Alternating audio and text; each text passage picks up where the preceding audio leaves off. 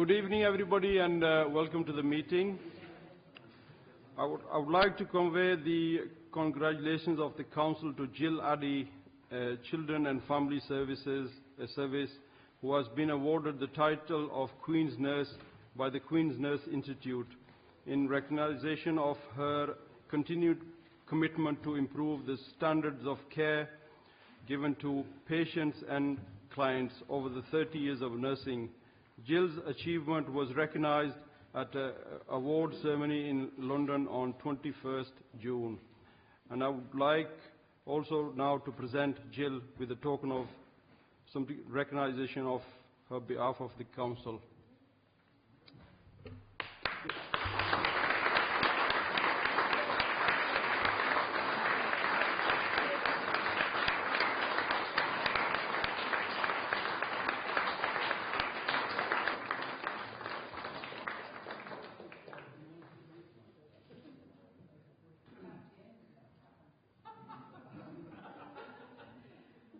I do recognise one or two faces.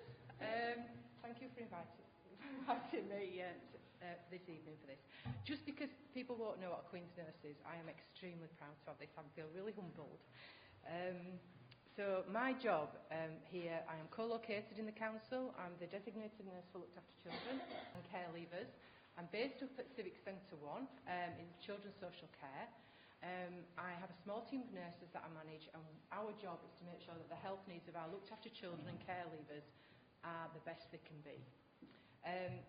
The team work really hard with the paediatricians up at HRI and a bit of a wider team as well to make sure this can happen. I feel very humbled to have this award. It's not given to many people. It's given out once a year. It's quite a stringent process to actually get put forward for it. That's why it's just so special. But the Queen's Nurse is about bringing together community nurses that actually want to share their skills. But it's more about, it is a bit about what we've done in the past, which like I say is over about 30 years, but it's about what we're going to do in the future. And I've already got some ideas in my head how I want to improve some of the care that we do to our young people. And I've got this thing about care leavers at the moment that I just think there's somewhere that we can improve our service with them. The Queen's Nurse Award goes back 130 years. It's not something modern. It goes back to a time when people wanted to pay for district nurses, and it's about the training that was involved in that. So it goes back a long way. Florence Nightingale was at that point actually bringing together nurse training, and she opened the first training school in St Thomas's in London. And the Queen's Nurse Institute was running alongside that to do with community nurses. These days it's not just district nurses, it's school nurses, health visitors, specialist nurses, and that's why I'm very privileged in my role to actually receive this. The charities, it's actually a charity that underpins this called, I don't know if any of you come across it, the National Open Garden Scheme it's called. Now I found this in the library, in the foyer, if anybody wants one of these.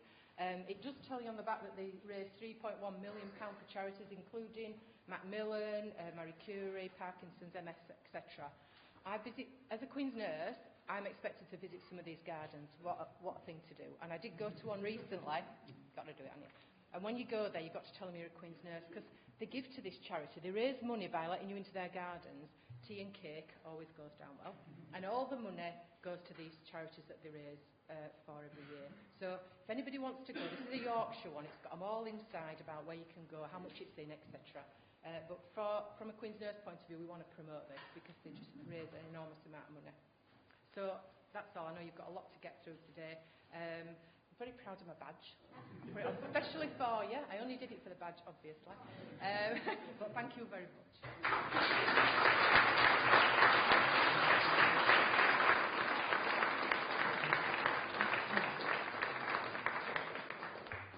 Thank you, Jill. And just mentioning about the Queen's Garden Party, actually I've been about 4 to maybe 6 weeks ago.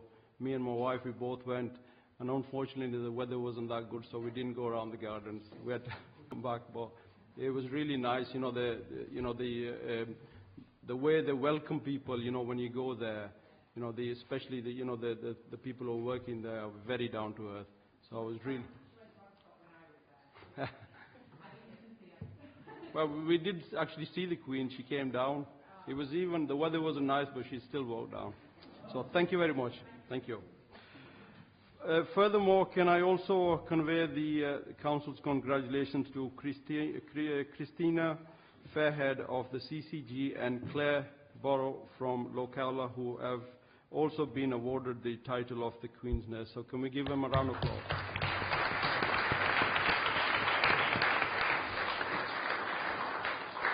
Also, there's another announcement.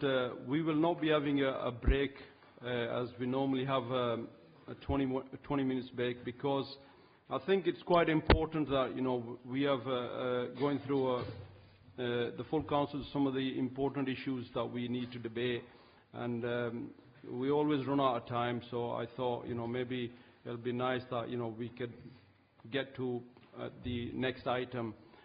So there will be no break. I'm sure, you know, if you guys need a break, you're always going in and out. So and behave yourselves today, please.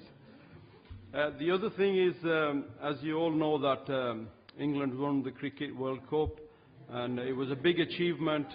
You know, when I became the mayor and I said that we will win the World Cup, but I didn't mean cricket, I meant football. But still, we won the World Cup, so congratulations to them. Jackie, do you want to say something?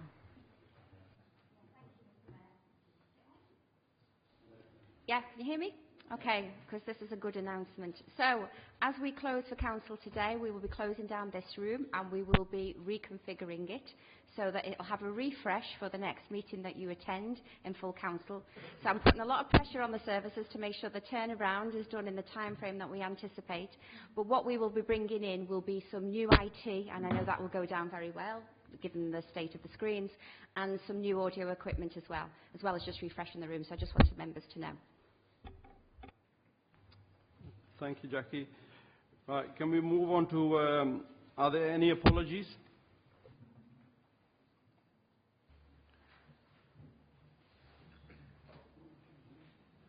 All right. Councillor Sokol? All right. All right. So, Smith. Thank you, Mr Mayor. Councillor Donald Firth, Councillor Mark Thompson and Councillor Vivian Lees-Hamilton are all absent. Councillor Sokol? No, it's all right.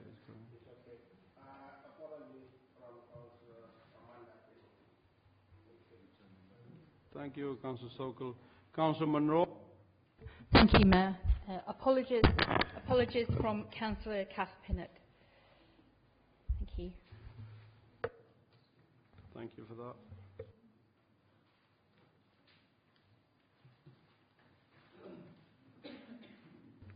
I move that the minutes of the meeting of annual council held on the 22nd May 2019 are approved as a correct record. Is that seconded, Mr. Deputy? I'll second that. Thank you. Can we vote of show of hands, please? Yeah, that's carried. Thank you. Members who have any interest should disclose their interest now. Are there any interests to declare?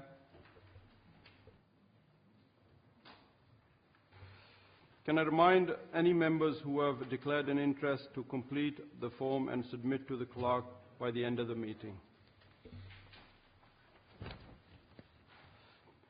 Item 5, petition from members of the council. Are there any petitions from members? No. Item 6, to receive petitions or petitions from members of the public. I think that we got 2.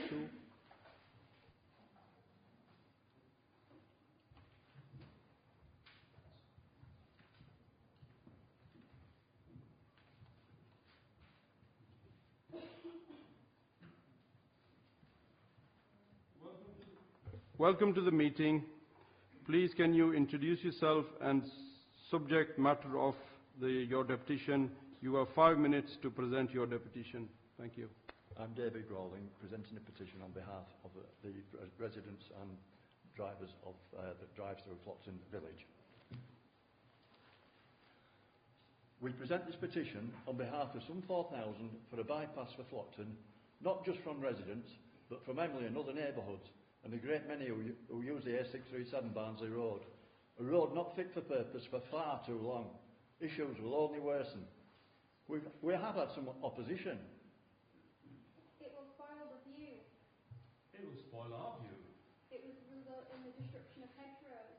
It will mean the loss of farmland. It will mean properties being demolished. Kirklees has no money. Always Flockton. They didn't want one 25 years ago. What's changed? Flockton is a problem, but it acts as a buffer zone for Waterloo and Tandem. A bypass would attract more to the rat run to and from Cooper Bridge. Better roads bring more traffic. We reply, a new shorter road to the east of Flockton would spoil the view for a few homeowners and ramblers and dog walkers, unfortunately.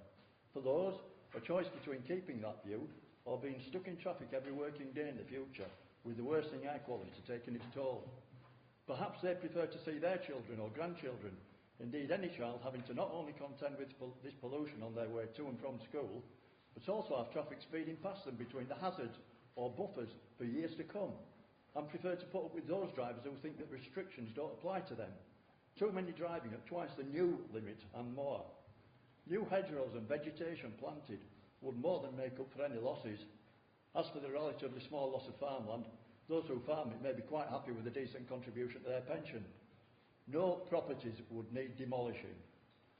The A637 was open to review on the centrally funded SRN MRN proposals, with any cost for a bypass being far less than most approved schemes, albeit more than others. Flocktoners and others did want a bypass before, a total misconception that they didn't. Not wanted was a 13-mile freeway-type link road, leaving an HS2 type destruction in its wake. As for what's changed in 25 years, we now have Grangemore Industrial Estate and several residential developments with even more ongoing. Ever-increasing vehicle numbers, including longer, heavier HGVs and far more door-to-door deliveries, more stress for drivers. Our council tell us that Flockton's main road, with its hazards and contours, acts as a buffer zone for Wakefield Road, breaking up the flow of vehicles from the M1. Think back to Midgley, over our border, and ask those in Wakefield about the problems there, and with accident hotspot Blacker Lane, and through Netherton Village.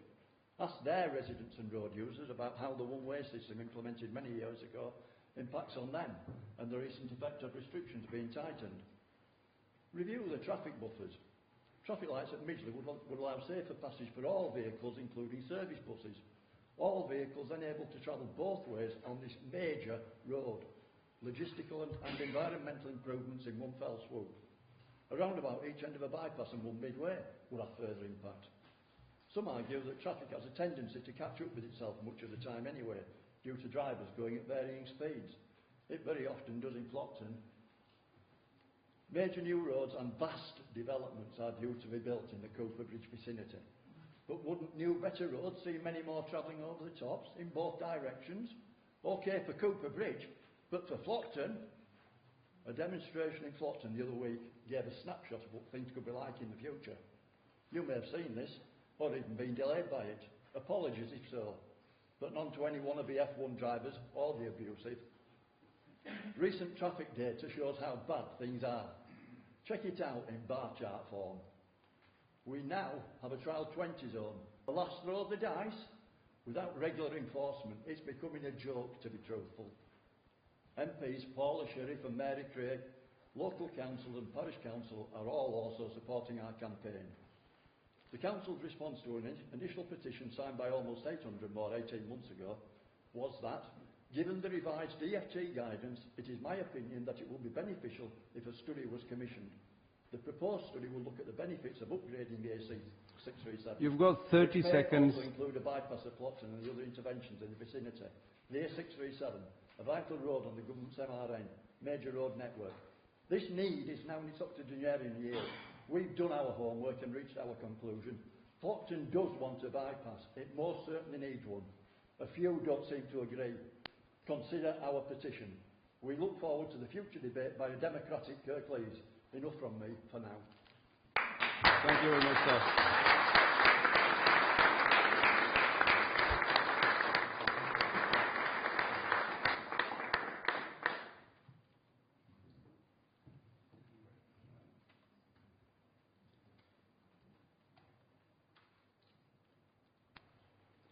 Thank you very much. I really do commend your determination and your resilience. I've been dealing with this problem, believe me, for 50 years. As a Huddersfield councillor, as a West Yorkshire councillor, both of which authorities did significant evaluations of the problem. And there was a problem, and there is a problem. However, and additionally, of course, Kirklees has evaluated the situation again and again and again. Even more recently, as a result of a petition, I think it was roughly a year ago, myself and Liz Twitchett, our expert on road safety, went to talk to the parish council and a delegation. Some of you might have been there. And I did promise that we would do something, and I did not in any way try to, what should we say, either disillusion you or not give you the true picture. I think I tried to be honest with you, and I said we would try our best to put in the intermediary measures, and I think we've promised a 20-mile-an-hour zone to re-advertise the weight restrictions through Flockton, renew all signs to make the weight restrictions more visible, and review the signage after the police are undertaking a level of enforcement. I think from our part we've done that. You're saying that, go further. It is true there are comparable areas in Kirklees, at least 20, with the same sort of problems. We have to make a case in order to justify such a significant investment, which would be a bypass would cost a lot of money. It also might have the consequence of passing the problem down the road. That's got to be evaluated too. Because I supported your view, we did put forward a proposal to Transport for the North as a bid to see if we could do something, and it was quite a significant one. Transport for the North unfortunately drew the conclusion it would not stack up and that the government would not support it. Believe me, one, we've tried to resolve the problem. Two, we've tried to do the minor measures, and ultimately we will support you. But we have a comparable problems in so many areas, not least in my ward. I have a problem at Waterloo, which is, to be honest with you, 10 times worse. And yet we haven't got the money to do it. And it's a matter of understanding. I will continue to work with you, as with all other people in different areas, to try and resolve the various different problems, working with the combined authority. Thank you for intending to present your petitions. I'm sure, have you got a petition too, yeah? Yeah. So, in accordance with the Council Procedure Rule 9.3, I direct that the subject matter of this petition be referred to the appropriate service director for investigation. Thank you very much.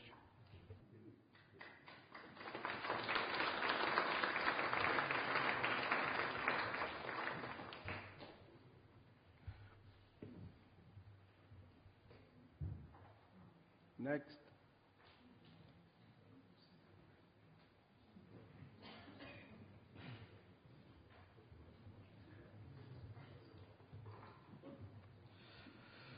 Welcome to the meeting. Can you please introduce yourself and the subject matter of your deputation?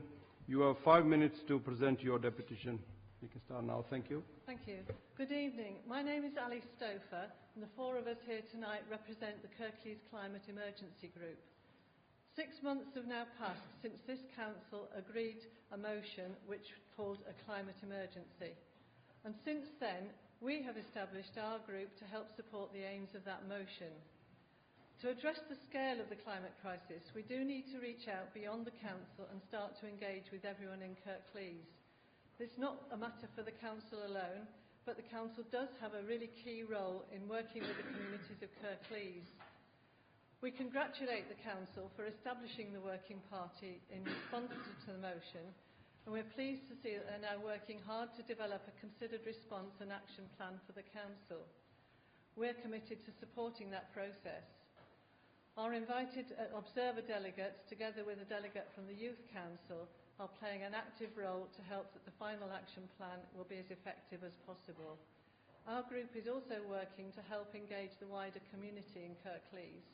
We have facilitated a People's Assembly, the results of which we will feed back to you. We are also currently establishing a technical working group, or a number of technical working groups, to help to engage with other groups in the local community. My name is Jan Walters. Today we're here with a request that the Council, having established the Working Party, addresses the communication issues in its climate emergency motion. In particular, the first resolution was to declare a climate emergency and to publicise this to the people of Kirklees to raise awareness and support the public to take effective action. 6 months on, we have only minimal evidence of the Council action in publicising the climate emergency, raising awareness or supporting the public to take effective action. We are pleased to see that yesterday a notice about the climate emergency did appear in the Kirklees Council newsletter, but clearly much more than this is required. We urge you to act on this first resolution in its entirety and start to effectively publicise the climate emergency. Good evening, my name is Kieran Bally. The motion set the tone for the Council's communication of the climate emergency by quoting Sir David Attenborough. Right now, we are facing a man-made disaster of global scale, our greatest threat in thousands of years, climate change. If we don't take action, the collapse of our civilizations and the extinction of much of the natural world is on the horizon. The world's people have spoken. Their message is clear. Time is running out. Only last week, Sir David advised the Bay Select Committee that we cannot be radical enough about these issues.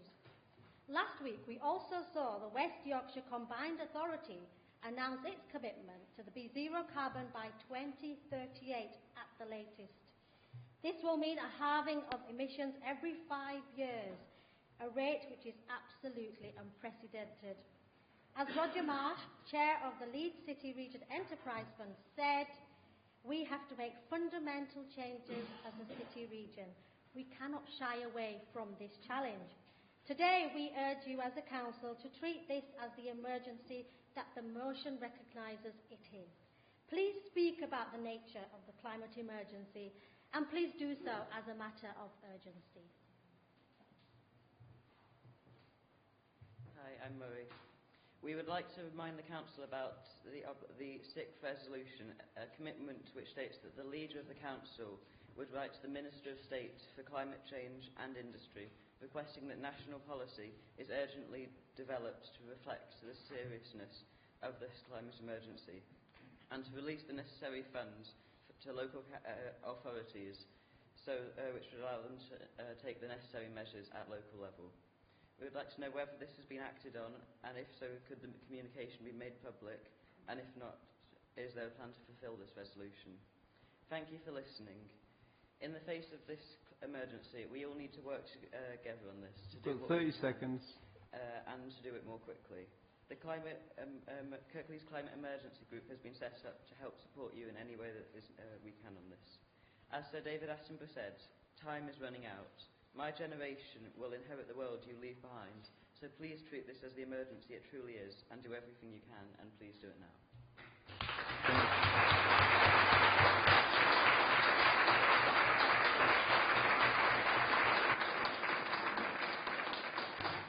Councillor Mather.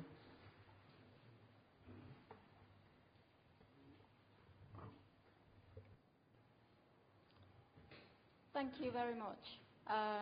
Alice Stouffer and your group, thank you so much for coming to present your deputation. And of course, we're willing to work with you and the wider community. And the Council does, by declaring the climate emergency, have recognised the severity and urgency of this global issue. Action to combat climate change will give us the best possible chance to save our planet, because it's the only home we have. It's up to us as the local authority to take a lead on this and do everything in our power to take the urgent and vital measures needed. That's why we established, as you referred to, the working group, which looks at what we can do better and how we can encourage others to do the same, not just the Council, but across Kirklees. We've already taken some steps towards a greener Kirklees, but this is just the start of our journey. There's a long way to go. It's also important that as a region we come together to tackle this issue, because we will all have a part to play. It is not too late to tackle the causes and worst effects of climate change. Changing the way we work, travel, eat, use energy and deal with waste can make all of our lives better. And Councillor Richard Murgatroyd, who chairs our working group, is working very hard along with the members of that group. And I would now like to touch on the areas that we have worked on already. So some of these actions include disclosing Kirklees district climate emissions through the Independent Climate Disclosure Project to help us to progress against others. Further, we have a business case for Huddersfield Heat Network, which is being made, and if accepted, the heat network will deliver low-carbon, low-cost heat and power to council and businesses in our town centre. In 1920, the council will invest in 27 electric vans, 20 full electric cars, 50 hybrid cars to replace diesel vehicles. The council will encourage more woodland and green infrastructure via the White Rose Forest Partnership Planting Trees project, and encouraging an engagement campaign will begin soon to encourage council staff to make a positive difference to the environment. So our council staff have 2 volunteering days a year, and we're hoping that they can play their part. And by starting our internal communication strategies, we have our champions to then mushroom outwards. Working with our partners to establish a Kirklees Climate Commission and developing a Kirklees Youth Summit with a climate emergency focus. I mean, I could go on because we have a whole host of other things that the council has been doing over a number of years. And as you say, we haven't been good enough to shout from the rooftops some of the things that we do. So, for example, 60% of street lighting in Kirklees, that's 6,380 lights, are LED conversion. This has reduced electricity use by 33,025,378 kilowatts. This is equivalent to running 18,116 televisions for 4 hours every day for a year. Kirklees Council refers local businesses to Leeds City Region Resource Efficiency Fund. Over 170 Kirklees businesses have been engaged with. 76 of Kirklees businesses have been have had the free assessment, and almost 214,000 of grants have been awarded.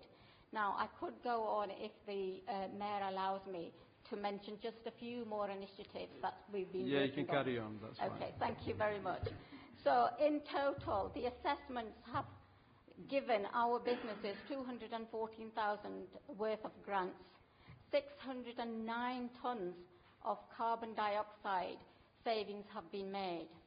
In the last 6 years, 1,168 council properties have had wall installations. 1,992 have received loft installations. This has saved us 1,543 and 241 tonnes of carbon respectively. 608 council houses have been fitted with solar panels in the same period. Kirklees is a partner to Leeds City Region's Better Homes Yorkshire Energy Efficiency Scheme, and since 2015, over 130 houses in Kirklees have benefited from free or low-cost energy efficiency measures. The Council has reviewed the planning policy, so where appropriate, permission is granted on the condition that charging points for electric vehicles are provided in new residential and commercial developments. Kirklees Council has a target to reduce carbon emissions by 40% in 2020-21. The Council is now developing targets beyond that to 2050 to align within the region's aspirations. And How long and more? And we mentioned, I just only give you a couple. we mentioned the Leeds pledge. We are signed up to that coalition to make sure that we halve our carbon emissions by 2038. Thank you. Thank you for your attending and presenting your message.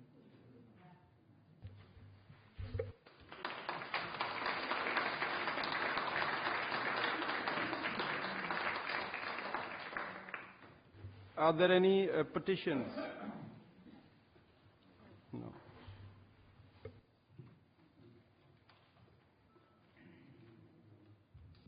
Right. Item 7, questions by members of the public. Are there any questions by members of the public?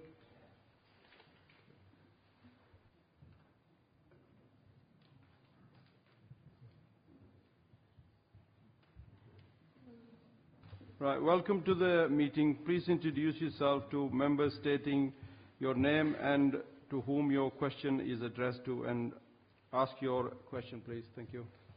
My name is David Rawling. The question is for Councillor McBride. Thank you. Councillor McBride, you stated about having the meeting with the Transport for the North. Has this information been passed on to our ward councils at all? Are they aware of this information that you've received from Transport for the North? Let me be clear.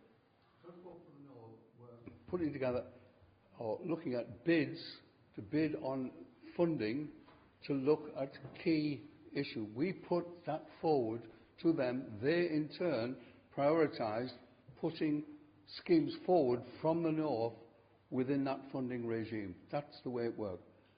We promoted Flockton, and we didn't, well, we weren't successful. Their criteria was much the same as ours, and it simply didn't meet the criteria in terms of other priorities in other areas. It's simple as that. Have we got supplementary? Yes. At the meeting 10 months ago, the revised DFT guidelines were mentioned. Yourself and this Richard, highways. We were informed that you were actually unaware of any revised DFT guidelines. Has the revised guidelines could totally change the case for the Relief Road? You and Liz Twitchett said you were going to check them out and get back to our group and our councillors. Could we have a date on that one, please?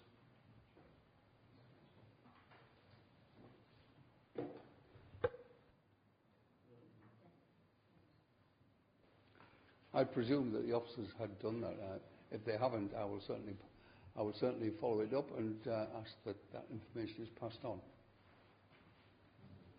Right. Thank you for attending the meeting and asking the question. Thank you very much. Is there somebody else?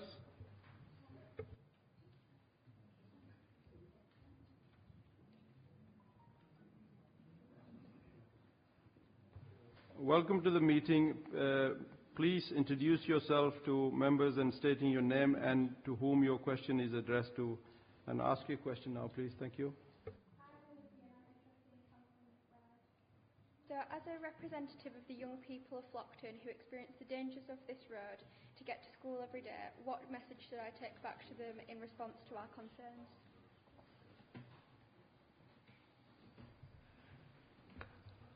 The message is we are doing our best. Now, you may regard our best as not sufficient.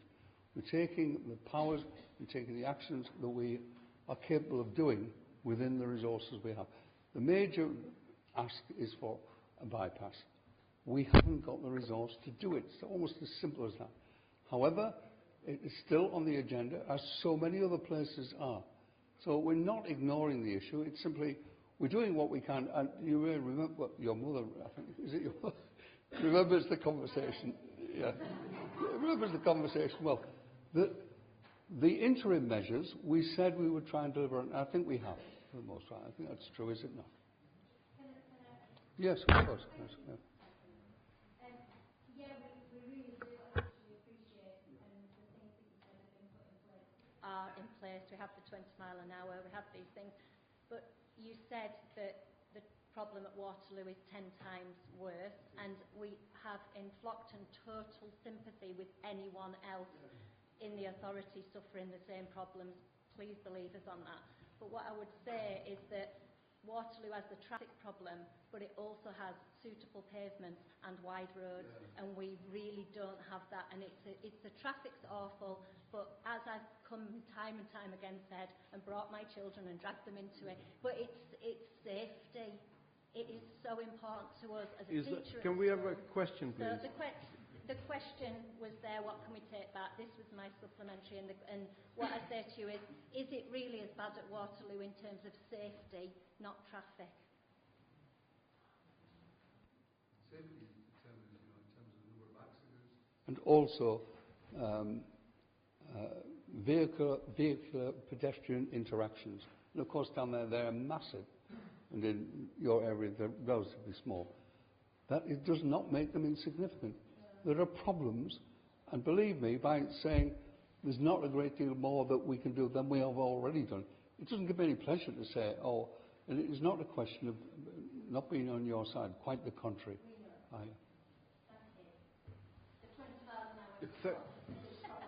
Thank you for attending the meeting and asking the question. Thank you.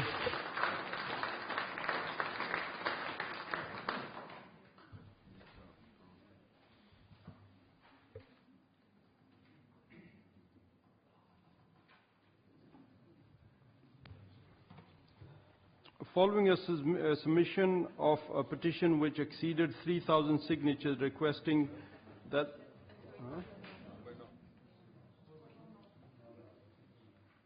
Sorry about that, we have to go back to the questions. Just 1 minute.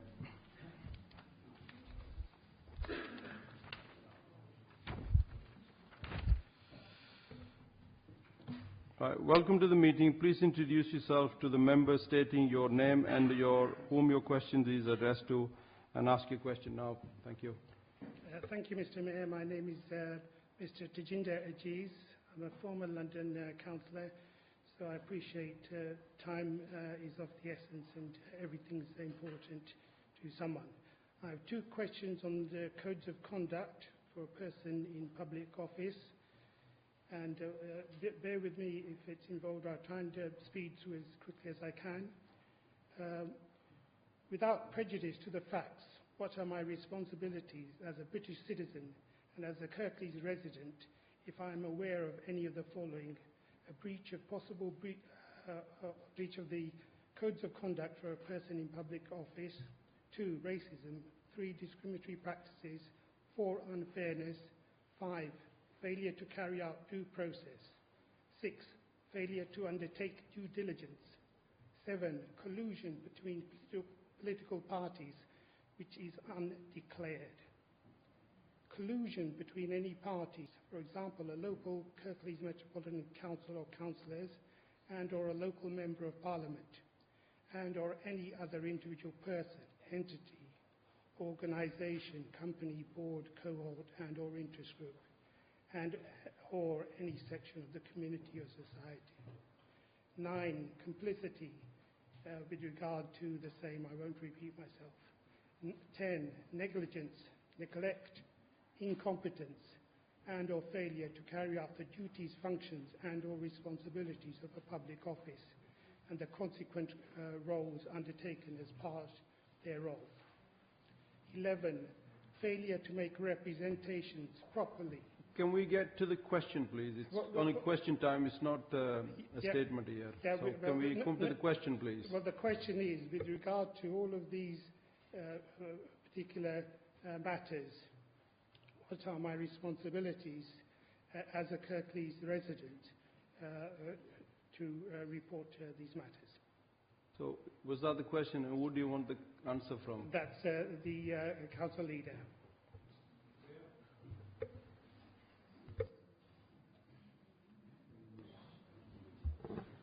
Thank you, Tajinder, and good to see you again. You were only here yesterday at the cabinet meeting.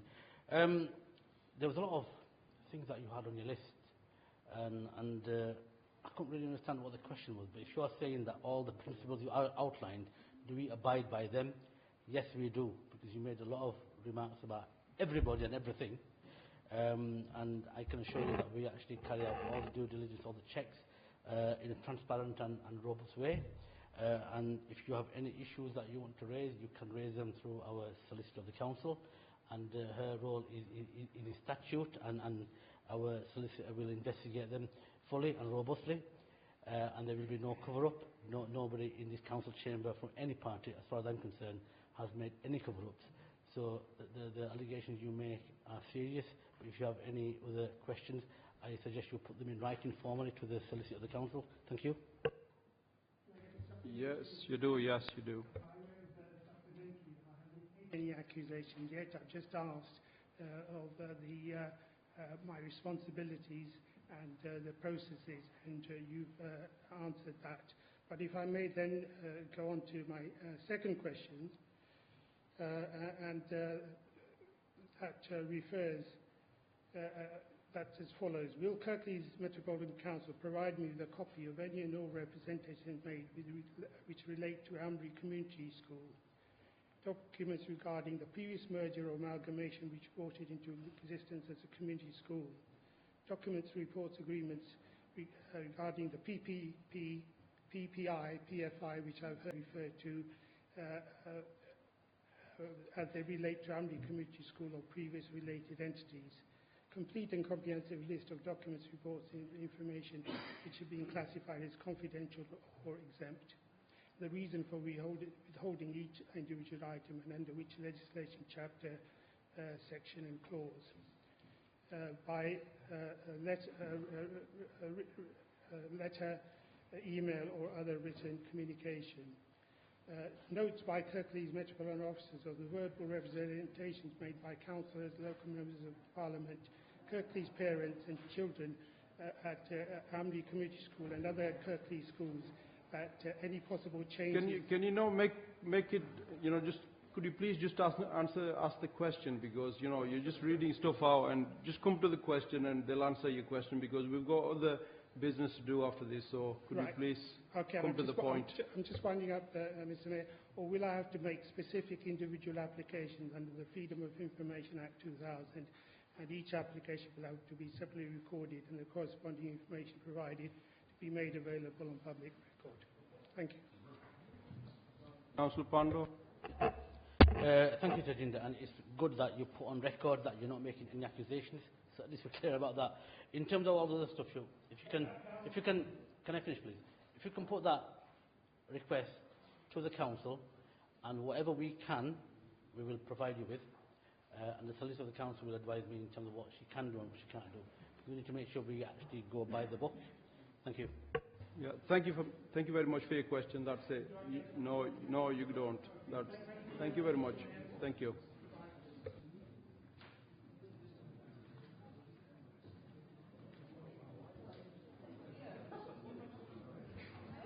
Is there any more? Is that it? Yeah. Following a submission of a petition which exceeded 3,000 signatures requesting that the Council use statutory powers to seize the George Hotel, Huddersfield, a petition debate will now take place. The petition organizer, Mr. Gerard Quinn, is unable to attend the meeting, and therefore the Council will go straight into the debate, which shall be a maximum of 15 minutes. Councillor Burke will, read a statement and then open to the debate. Thank you. Thank you, Mr Mayor, for giving me the opportunity to read this statement. This statement is on behalf of the lead petitioner, Jerry Quinn, about the George Hotel, and I'll read it as follows. I would like to think that this petition, which was started in January 2019, has motivated the owner of the George Hotel into taking some positive action over this historic building. The Council will now carefully consider the new plans for the hotel and make a decision in due course. There have been many attempts to turn the George into a profitable hotel, but all have failed. Its days as a traditional hotel seem to be over, but with some imagination, the building can provide opportunities for several businesses such as bars, coffee bars, restaurants, meeting rooms and of course hotel rooms. The new owner seems to be thinking on similar lines, and I wish him luck. My only concern is that his plans are to turn the building into student accommodation. The fact that his main contractor is North Point Living, a specialist in student accommodation, does not fill me with any confidence. As a retired teacher and university graduate, I am obviously not a member of the anti-student brigade, but that does not mean to say that I want every one of our vacant historic buildings to be given a dormer roof and offered for a student accommodation. There ends the statement. Thank you. Thank you, Councillor Burke. Councillor McBride. Thank you, Mr. Mayor. I share the concern and ambition for the George. Would it were that simple, it was simply a question of acquiring it. We've kept a dialogue with the owner for some years, and most recently served a repair notice on the premises. The owner tells us he has a business plan and financial backing to develop partly as a hotel and partly as rented accommodation, and we, like you, await events. But we can't simply compulsory purchase. If we did, it would be a prolonged process. So I understand your frustration, which I share, but no lack of vision or energy which inhibits us, as we've proved most recently in our town centre developments. Interventions must be undertaken with due diligence and prudence, so we must be patient while continuing to keep our corporate eye on the ball. To acquire a building requires a major investment and end user, most importantly, and an end user. We have talked with many, including all the major hotel chains. They don't see a role in this simply to replace what was. They would look for perhaps alternative arrangements. We are hoping that the owner is developing such dialogue with a relevant provider, not merely a banker or somebody who will resource this, but also somebody who might have an end user, who might be an end user, who could convert the building usefully, functionally, and keep its key features. We are critically aware of the fact that how significant the George is. It's an iconic building within the town. We're aware of its significance with regard to the Rugby League. You know, the formation of the Rugby League there, hugely important. Its placing relative to the station, which is part of the big future of the town. So, as I say, we share the frustration. We are really concerned that building is developed, but we haven't got a sledgehammer to be able to resolve the problem. We've got to deal with the issue. I certainly do not intend to use a sledgehammer to the problem. The whole point is we've got to handle the situation carefully. And as I say, it's gone on, and we are frustrated, as we are with some other building, which critically could be important in the redevelopment of Huddersfield. So we await events, and we will attempt, where we can, to make the appropriate intervention. Thank you, Councillor McBride. I move that the matters raised within the debate... Oh, sorry, is there any other comments? No? All right, that was... Councillor Smith. That was a bit Thank you, late Mr. press Mayor. button. It's on. Yeah. Thank you, Mr. Mayor. So, the George Hotel, obviously, is a Huddersfield landmark. It's a thing that we all see when we come out of the station. You know, I mean, I'm a Huddersfield born and bred lad, and you know, it's a thing I remember from my youth. You know, it's a thing that stands out. So, you know, with respect to Councillor McBride's comments about the owner, you know, this has been going on since 2013, and you know, we can't just sit back and say we're going to wait for the owner to present some plans. You know, we need to think of a strategy, or the council needs to have some kind of a strategy to deal with this. So, I mean, the George Hotel, it was 1851, it was built, it had 60 rooms. In 1895, it formed the Northern Rugby Football Union, which became the Rugby League. We've got the 2021 Rugby League World Cup coming to England. 2 of these matches are going to be held in Huddersfield. You know, there are people that are going to come and want to see the home of Rugby League. You know, so we need to think about this. It's only 2 years away, and we need to think about how this is going to project the town. We're trying to, you know, we hear about the Huddersfield blueprint and the plans for the future, and you know, that's all good stuff. But the major building, the iconic building in Huddersfield. We used to think about that as well.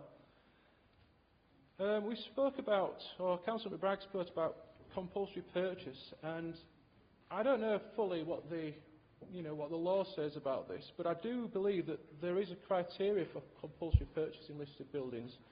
And I think that it goes somewhere along the lines of this, that it must be shown that the owner is unwilling or unable to carry out repairs. And then it speaks about the market value for compensation. And it also talks about a minimum market value, should it be proven, or should it not even be proven, should it be thought of by the council that the owner is deliberately letting it run down into disrepair so they can knock it down and redevelop it. As I said, I'm not an expert on this, but this is some of the stuff I've read up on. I also read up on an examiner quote last night. Kirklees has many fine examples of Victorian buildings as well as other styles, and not all of these are in good condition.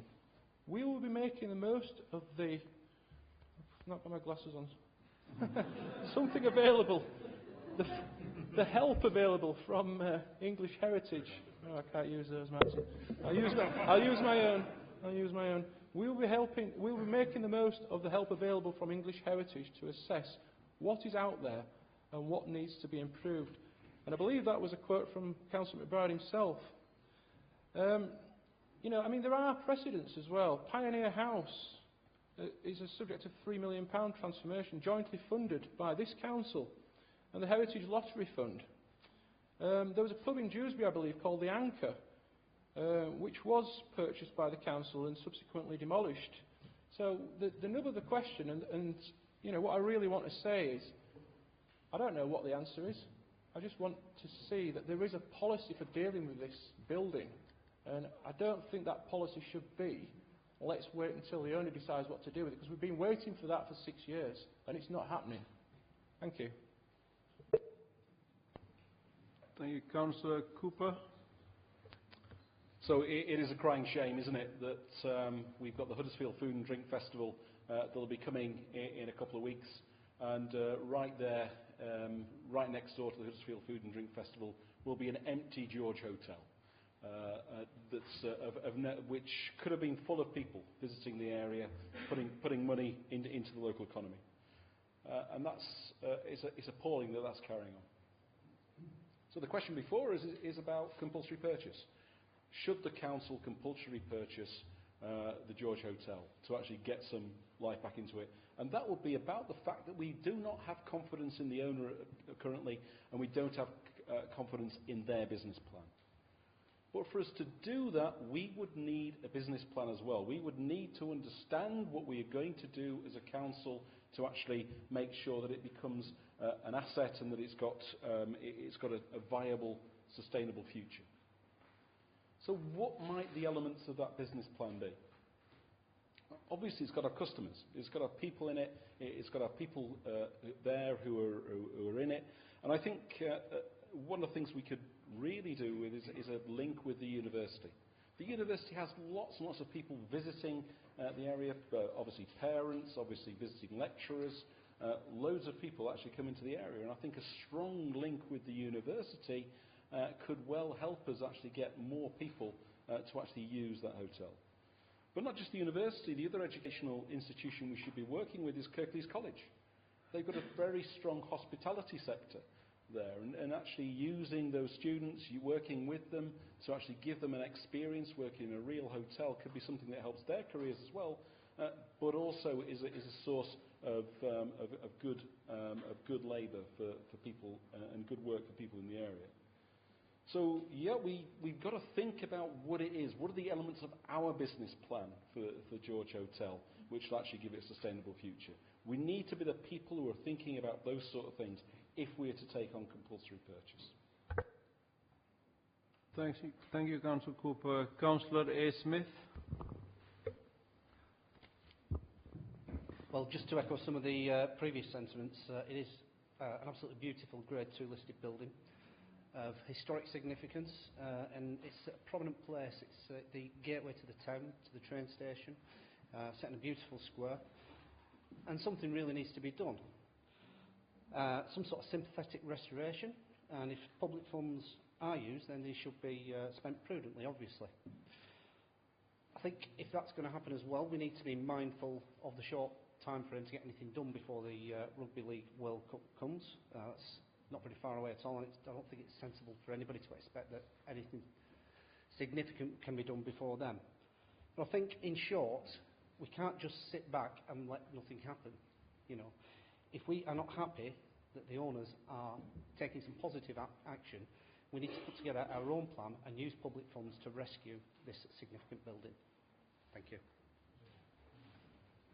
Thank you, Councillor Smith. Any other comments?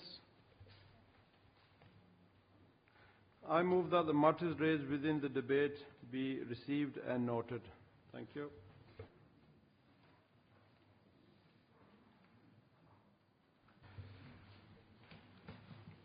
To receive for information the minutes of the West Yorkshire Combined Authority. The minutes are for noting. Are there any comments or questions regarding the minutes? Anybody? No? Thank you.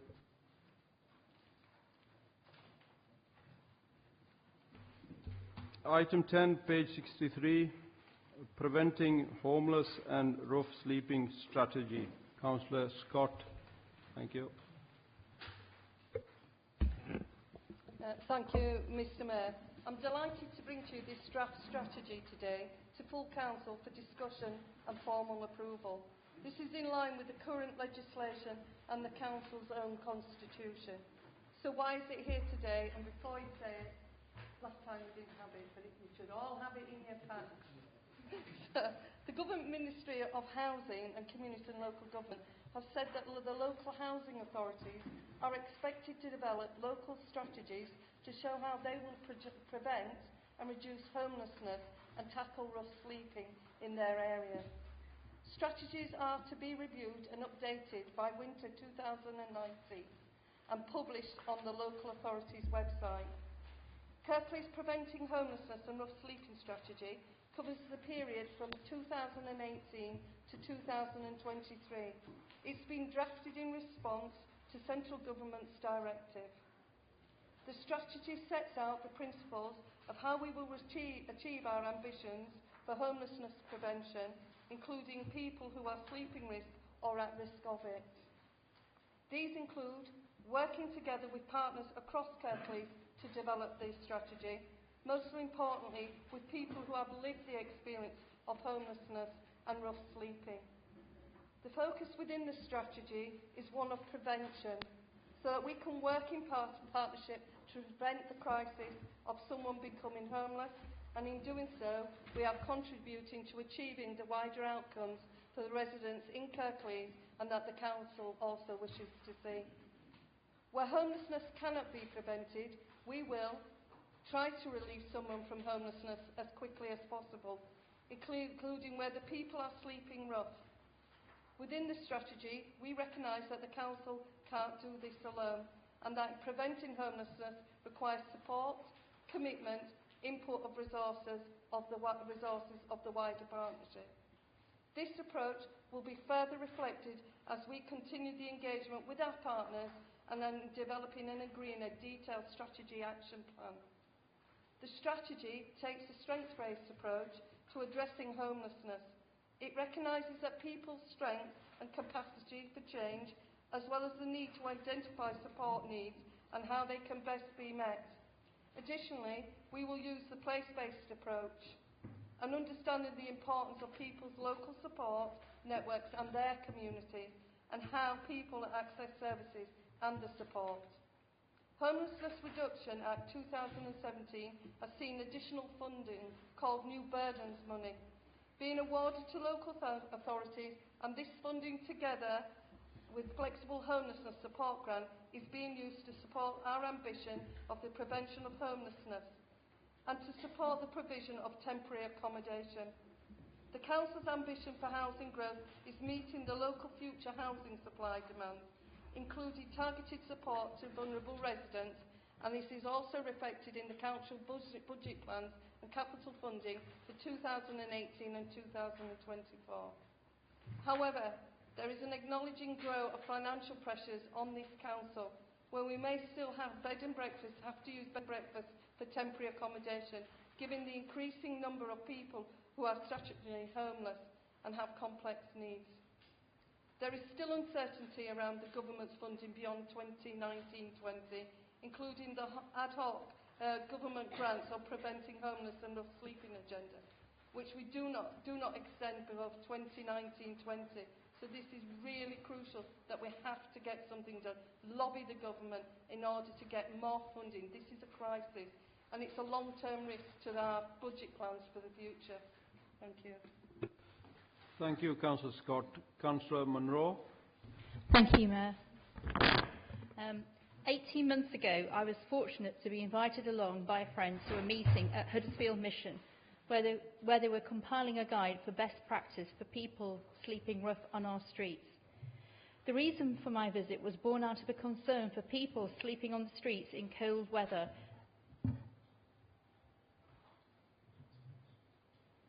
Sorry, do you want me to continue? As winter 2018 was intensely cold, icy and snowy. So I feel extremely heartened to see this strategy on our agenda today.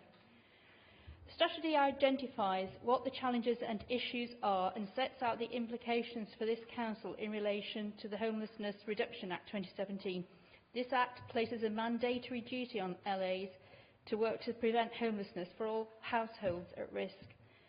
But the current government aims to disincentivise councils across the country to avoid using certain types of temporary homes, such as bed and breakfast accommodation, by reducing and removing funding, which will have an enormous impact on this council in terms of an increased strain on the budget. And it seems, so far, there is no plan B to address financial support beyond 2019-2020.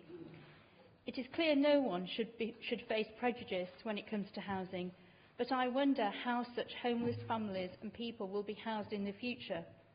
While the Council intends or pledges to explore developments of private letting schemes to target families who need affordable homes, reality is that there is a backlog of affordable homes needed across Kirklees.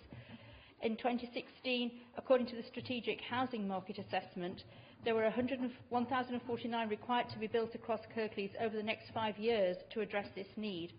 And while the Council intends to provide 1,000 of these homes in the next 5 years on Council-owned land, this will not meet the current backlog. One of the very issues that can lead to homelessness is a lack of housing supply.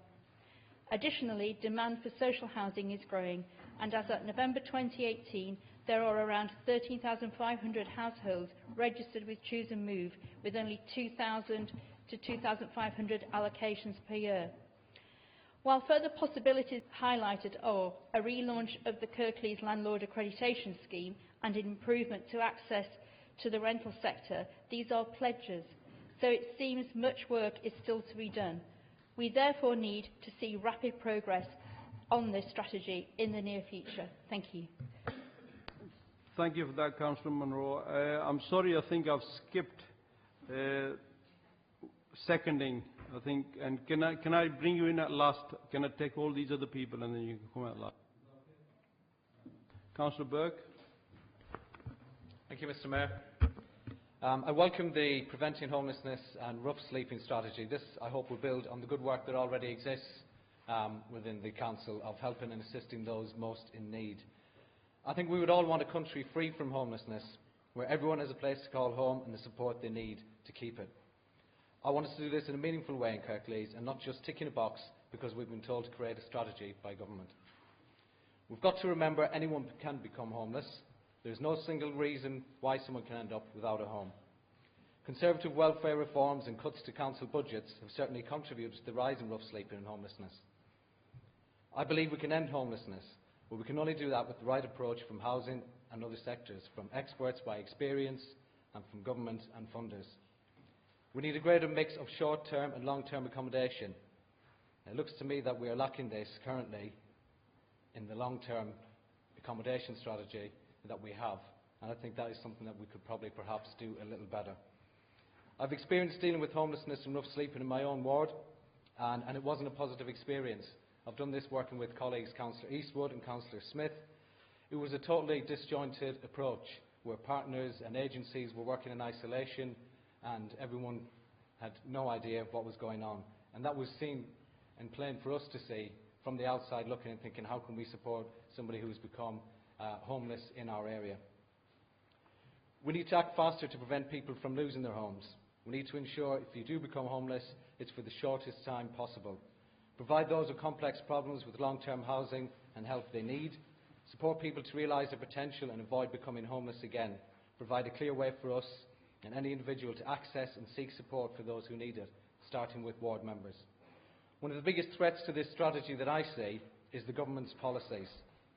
The Conservative government has imposed cuts to council budgets, building fewer social homes, slashing supported housing, slashing disability benefits, slashing in-work benefits, the benefit cap, bedroom tax, and I could go on.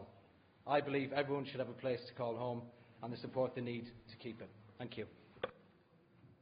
Thank you, Councillor Burke. Councillor Bolt. Thank you, Mr. Mayor. I welcome this coming forward now and the inclusion of it in the papers. As was said, it's an ambitious strategy, and it's quite right that the Cabinet do have ambitions. Very ambitious, because it sets out the intention, as it says in the headline, to prevent homelessness and rough sleeping.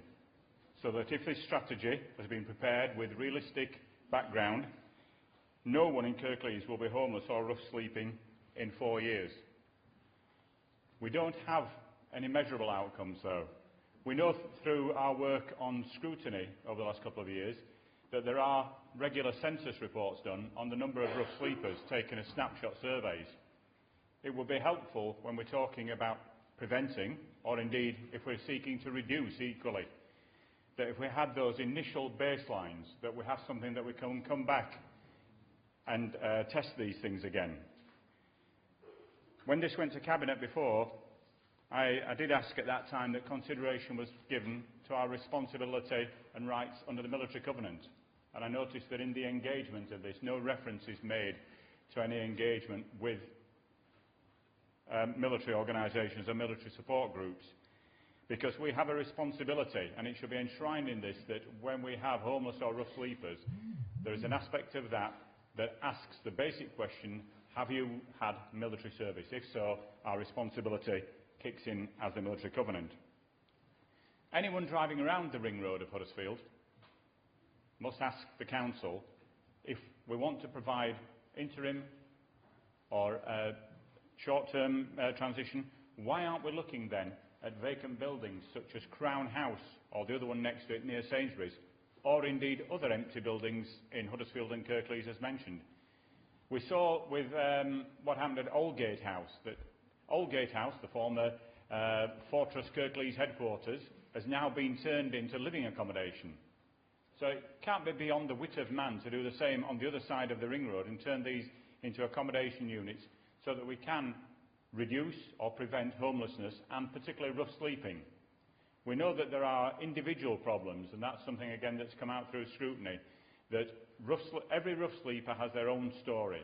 Some of those do not want structured support, and there has to be other alternatives to get those people off the streets but into places of safety. Mr. Mayor, when I was in your position, I'm sure you'll receive the same offer. We went round with a Methodist mission on a Saturday night with the Street Angels, and we're meeting people who were living on the streets at that time. The fact that those people were being assaulted, insulted and abused is something that we in Kirklees should not be tolerating. They were on the streets of Huddersfield because that's where they could receive support, food and money. If we had places of safety, then those people would not, as I saw, be assaulted in a shop doorway simply because that's where people pass them by and may give them succour. In this day and age, and as I pay tribute to Councillor Walker for repeatedly bringing this back on scrutiny, we now want to see a firm action that we can actually achieve something. I believe the last census for the rough sleepers was in the region of 24 people in Kirklees. Mr. Mayor, can we not support somehow those 240 people, 24 people rather, that we can get into places of refuge? I hope that's something we can, and that measurable outcome, Cathy, is something that we need to see. Not that by 2023 annually that we're coming back and showing how we're going towards that end achievement. Thank you. Thank you, Councillor Bolt. Councillor Mather. I stand to second this motion. Oh, sorry, Mr. Paul. Right. Councillor Zaman. Or is it? Yeah. Councillor Zaman. Thank you, Mr. Mayor. All of us here will have seen at least one of our residents huddled in a doorway for warmth and shelter or sleeping rough in and around our towns. Those who have fallen on hard times deserve our compassion and they need our support. Sadly, this is something that the Tory government are failing to give, as more than 320,000 people in Britain do not have a home to call their home. It is a national scandal. The number of people sleeping rough fell under the previous Labour government, but has more than doubled under the Tories. We have now endured almost a decade of Tory failure on housing, including a steep drop in investment for new affordable homes, billions of pounds cut from housing benefit, soaring rents in private rented sector, cuts to funding for homelessness services, and the list goes on. Homelessness and rough sleeping has increased by a staggering 169% since the Conservatives entered power in 2010. Crisis is a homeless charity estimates that more than 8,000 people sleep rough on any given night. The rise in rough sleeping is, of course, a moral disgrace. But it is also a political problem for the Conservatives, who have pledged to halve the rough sleeping by 2022 and eradicate it by 2027. The government's rough sleeping strategy does not go far enough to deal with this crisis. It is feeble, lacks urgency, and last year the housing secretary confirmed that there is no new money to implement it. In a country like Britain, we have reportedly the 6th richest in the world. It should not be an issue. The Joseph Rowntree Foundation, in response to crisis report on ending homelessness, delivered the following damning verdict. Too many people in this country are living without a secure home, unable to build a better life.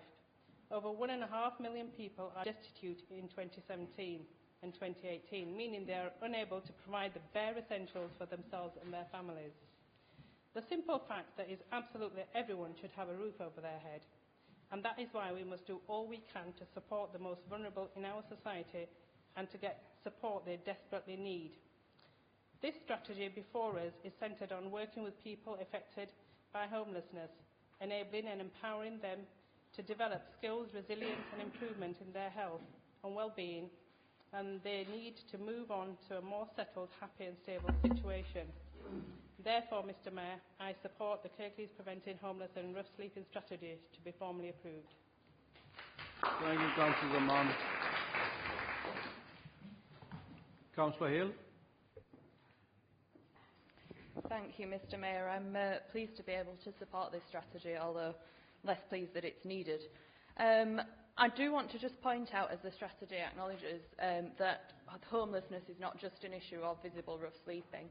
And I want to focus specifically on two groups who are, in my mind, overrepresented in the homeless population as a whole, not just in the rough sleepers that we see. The first group I want to talk about is veterans, as Councillor Bolt's already pointed out. The Royal British Legion estimates that about 6% of the homeless population in this country have served in the armed forces. That's despite less than 0.5% of the general population having done so. Clearly that represents something of a crisis in how we help our service personnel adapt back to civilian life.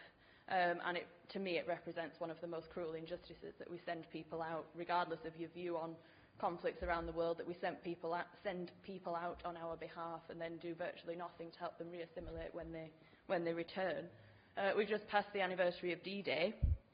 75 years ago, my grandfather's brother came back after serving for the whole of the Second World War, and he died a couple of years later as a rough sleeper in London. And it is absolutely unacceptable that 75 years later we are still hearing that same story and still telling that same story when we understand more than we've ever done about the impact of trauma and conflict.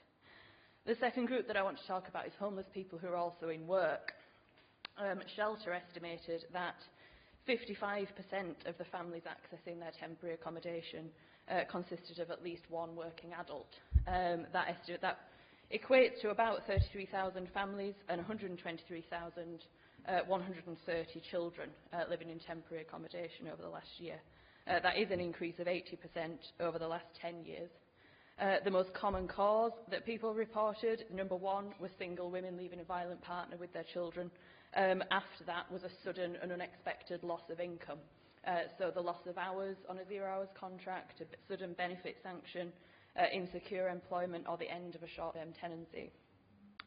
Again, that to my mind, is completely unacceptable. These are another group who in a very different way have done everything that our society asks of them. They are working, they are doing their best to bring up their children, and they still find themselves without a stable roof over their head. And I do find it alarming that councils may be increasingly forced to use more insecure forms of temporary accommodation like bed and breakfast, because we know the impact that such insecurity has on children in school, and we're just perpetuating cycles of inequality in its worst way. I do think that we should all be concerned about the rate of in-work poverty and particularly in-work homelessness, because we are told from such a young age in this country that if you work hard, you can get on. And actually, I think if you work hard and you contribute to this society, the absolute least you should be able to expect is somewhere warm for your children to sleep. So I absolutely applaud what's in this strategy, but I do just hope that while rough sleeping is clearly important and those people are in crisis, that we also focus on the hidden homeless, as it were, people who are living somewhere but for who that's not a tenable situation and for who there's a real impact on their health and outcomes. Thank you.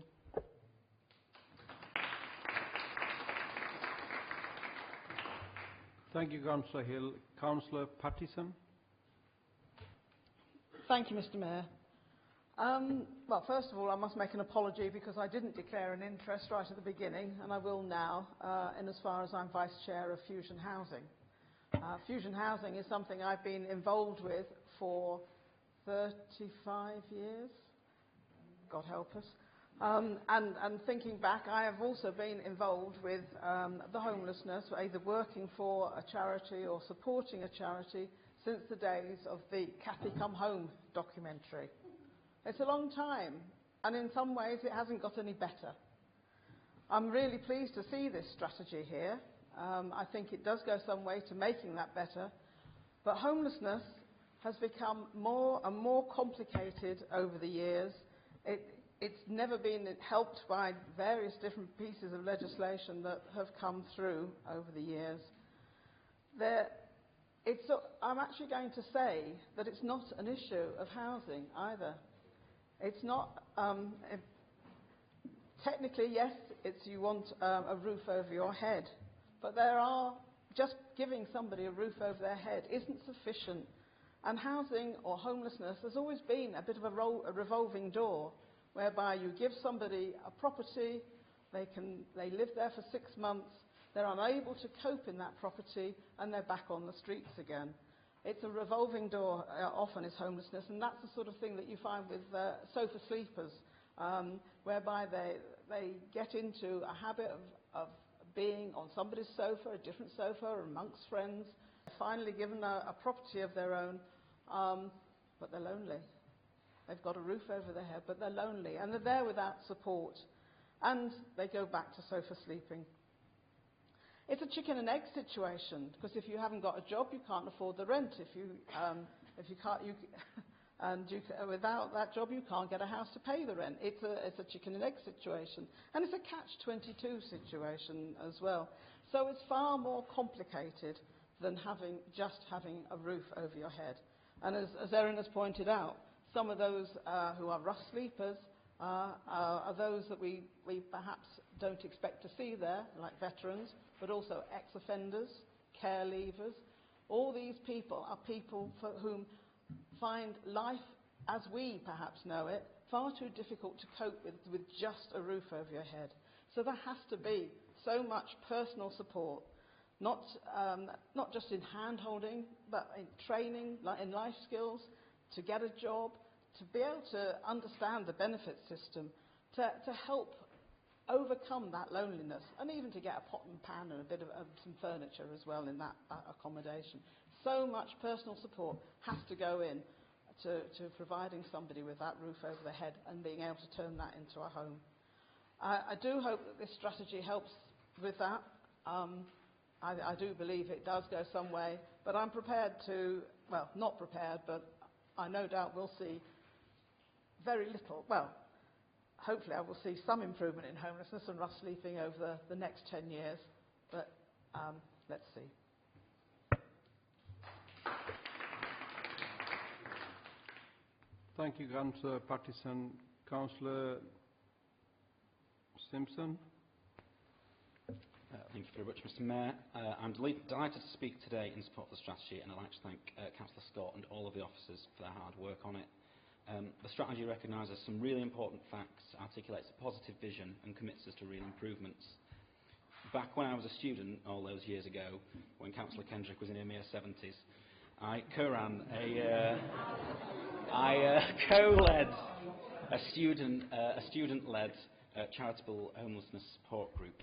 We raised funds and provided volunteers for emergency accommodation providers, and we raised awareness of homelessness-related issues on campus. One of the things that not a lot of people were aware of, which I'm pleased to see outlined in the report, is how homelessness isn't just rough sleeping. It's a continuum. Rough sleeping is at its sharpest and most visible end, but it's a continuum which is much more pervasive in our society than we usually acknowledge, and it's a symptom of our broken housing market and our economy. This fact lies at the heart of the new strategy, and I'm very pleased that it does. I'm also pleased to see that embedded within the strategy is a commitment to support everyone who approaches us with a housing need and ensure that we better identify and support people who may be at risk of their losing their home before they do.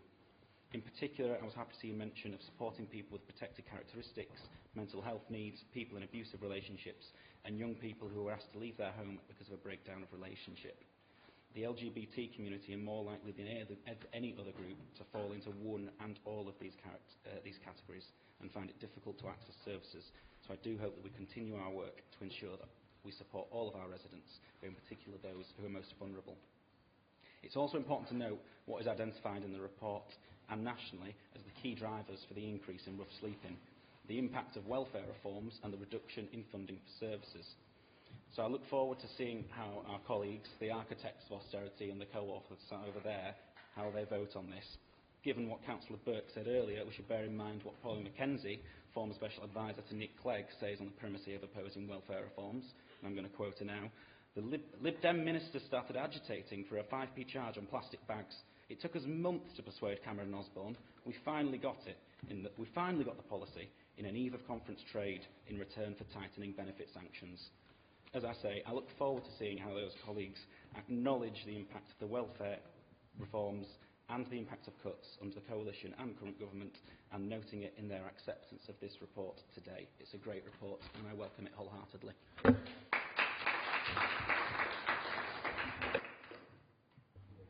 Councillor Lawson. Thank you, Mayor. Notwithstanding Councillor Simpson's swipe at the Lib Dems, this is a welcome report, coming as both as a review and as a compliance to current legislation. I'm just really going to make a few observations, if I may. The point is made in the report that if we're to get this right, an element of the success would be provided by working with partners, all of them. Now, I do think that there's a link to some of our more local, voluntary and charitable groups, as well as the religious ones, that could be strengthened. After all, those are the ones who often get the first heads up and our eyes and ears in our local communities. An example in North Kirklees is the national charity Acts 435, who have been attempting to provide furniture and basic white goods for people newly housed from homelessness.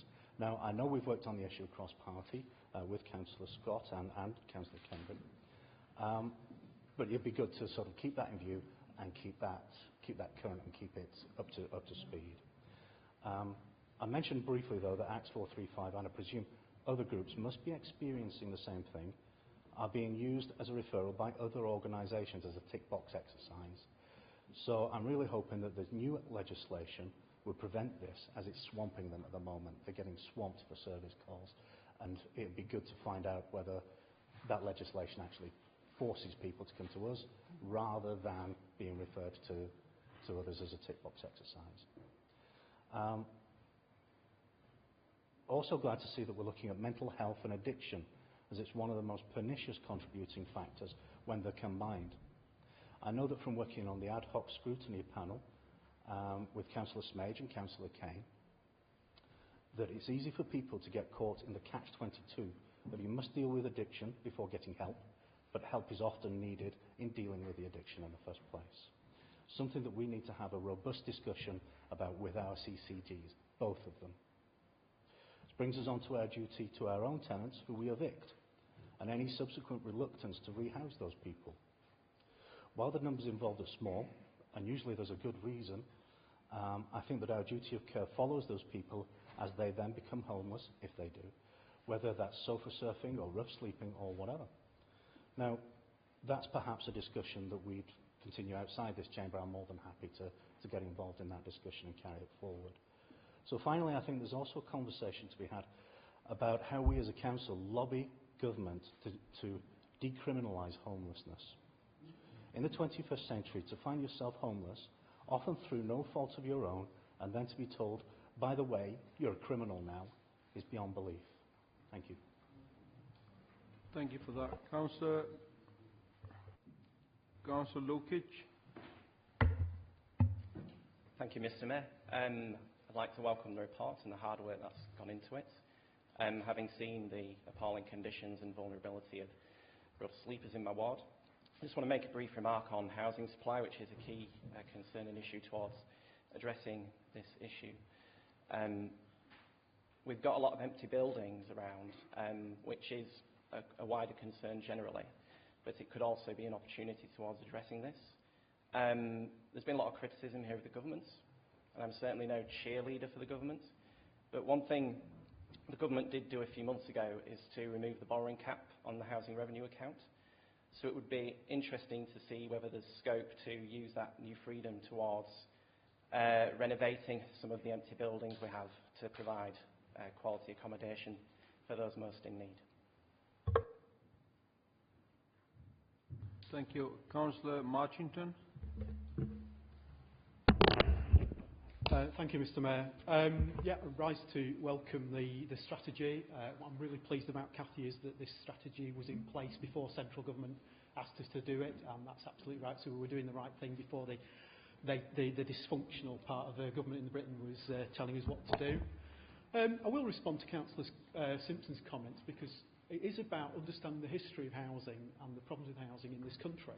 And successive governments over the last few decades have failed to do what they needed to do to address this issue. It's ironic that the government, the post-war government that built the most houses was the Macmillan government, the Conservative government, who at that stage were committed to a property-owning democracy and local authority provision of housing was through that. The previous Labour government failed to address the issue around that right to buy and the discounts and the distortion of the housing market that brought about. They failed also to, we talk about the co-authors of austerity. Some of the issues around before austerity just makes things difficult. I think that's why we're seeing more people on the streets in Huddersfield than I don't remember seeing that many people. We were one or two people on the streets in Huddersfield. It's increased. I think all the issues, in particular around the appalling implementation of universal credit, hasn't helped. So what we all need to do is to urge our national politicians to have a long-term strategy.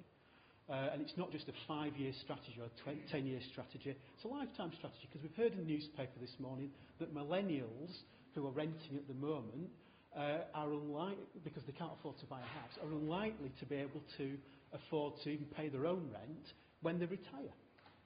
So what's that? A 30, 40, 50-year strategy. We need to make sure that everybody, as all of us have said, needs a roof over their head, and we need to do that.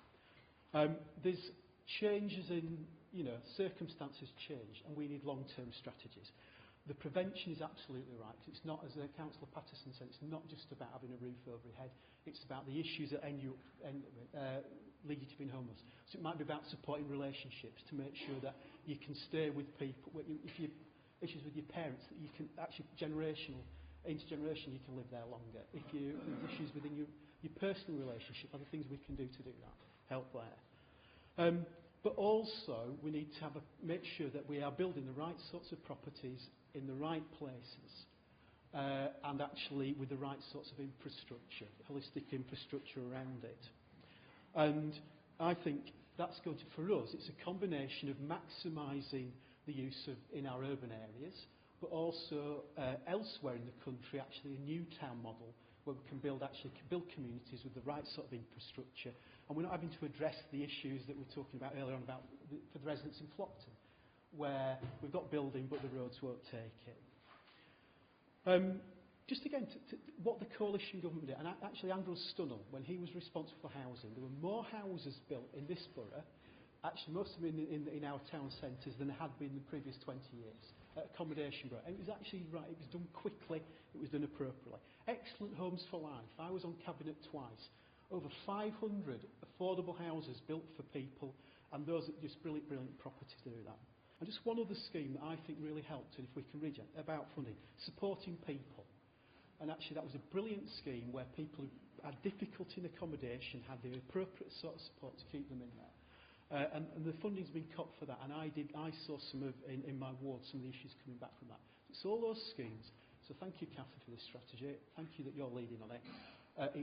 But it needs to be long-term. Well, I always say this, it needs to be long-term, not just 5 years, not 10 years, but a lifetime strategy for people. Thank you. Thank you for that. Councillor O'Donovan. Thank you, Mr. Mayor. I've tended to agree with most things that have been said tonight, and I certainly echo the comments of Councillor Patterson around the fact that, forgive me, Councillor Bolt, but converting a building just to put homeless people in, or those that don't have a home, is not the answer. Like Councillor Patterson said, and I take some personal interest in this because in my professional life, I sit on the Leeds Homelessness Charter Working Group, and we released our document earlier this year, so I do have some insight into this. You can't fix the homelessness problem unless you fix addiction, family bereavement and breakdown, ex-offenders and veterans, those that are unemployed. Until you shore up our welfare system, you're just not going to do it. And like Councillor Patterson said, there is a revolving door to this on all those groups of people that once they're housed, without the infrastructure and the support, and it's quite intense support from the health to welfare to social care, there is a revolving door to this. I'm worried, in some senses, that the government think that they can end rough sleeping by 2027 and halve it nationally by 2023, when in the last year nationally we've seen a 13,000 increase in the number of people that are homeless. And it just makes me wonder whether, so on the one hand I do welcome and agree that we are doing our absolute best to fulfil our statutory duties in this council, and that should be applauded, and the public should take confidence in the fact that we are accepting and taking our statutory duties. But as a council and members, we need to do much more to lobby government, because as members have said, this is not a quick fix. We can't survive on, 200,000 over the next 2 years, of 1.1 million over the next 3 years. And as it states, those are just short-term fixes with no promises beyond that. This is a problem that can't be fixed locally or nationally on short-term fix and short-term money. It requires extra investment in health, in work programmes, in welfare and support for people as well. It really, really makes me wonder, the 25 billion that's been knocked around as a Brexit headroom, we call him failing Grayling. What did he waste? 50 million on the Ferrygate scandal. How much could those two pots of money have done to tackle this problem? And Labour, yes, we've been in government. We made good strides in tackling this, and homelessness went down. And I really want the Conservative government to do more. I want Conservative members to do more, to lobby their MPs to fight for more on this. We talk in this chamber many times about things that are important, and the difference between one council meeting to the next is different, isn't it? You know, every meeting is something important, but there surely can't be anything more important than this. Like Councillor Hill says, not having a front door to walk into and a sofa to sit on, and food in the fridge, and clothes to put on your children, and those kind of things. It's just a disgrace, isn't it, that we haven't got to that point where we've tackled it. And worse than that, it is getting worse. And I have to say, Councillor Ball, I am shocked that those homeless people were insulted by those members of the public. But I have to say, homeless people are more insulted by your government for the lack of action.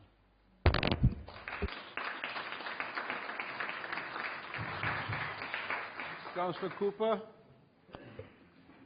So if you speak to people in the street and ask who are homeless people, who are the homeless people we see around us, and they will look at somebody sitting on a pavement in Huddersfield Town Centre or such like and say, there you go, that's a homeless person. And actually, a lot of the time, that isn't the case. If you talk to the agencies around, if you talk to people around Huddersfield Town Centre who work with these people, who are the Methodist Mission, other agencies, they will tell you that, yes, some of those people are homeless, some of those people are rough sleepers, but many of them are people who are begging. It doesn't make them undeserving people. It could well be that they're living in poverty, that they find it difficult to make ends meet. And the nature of the benefit system that's been created by this government and previous governments has meant that that is their option. That's their best option in life. And that is a really poor way to actually get people in that situation.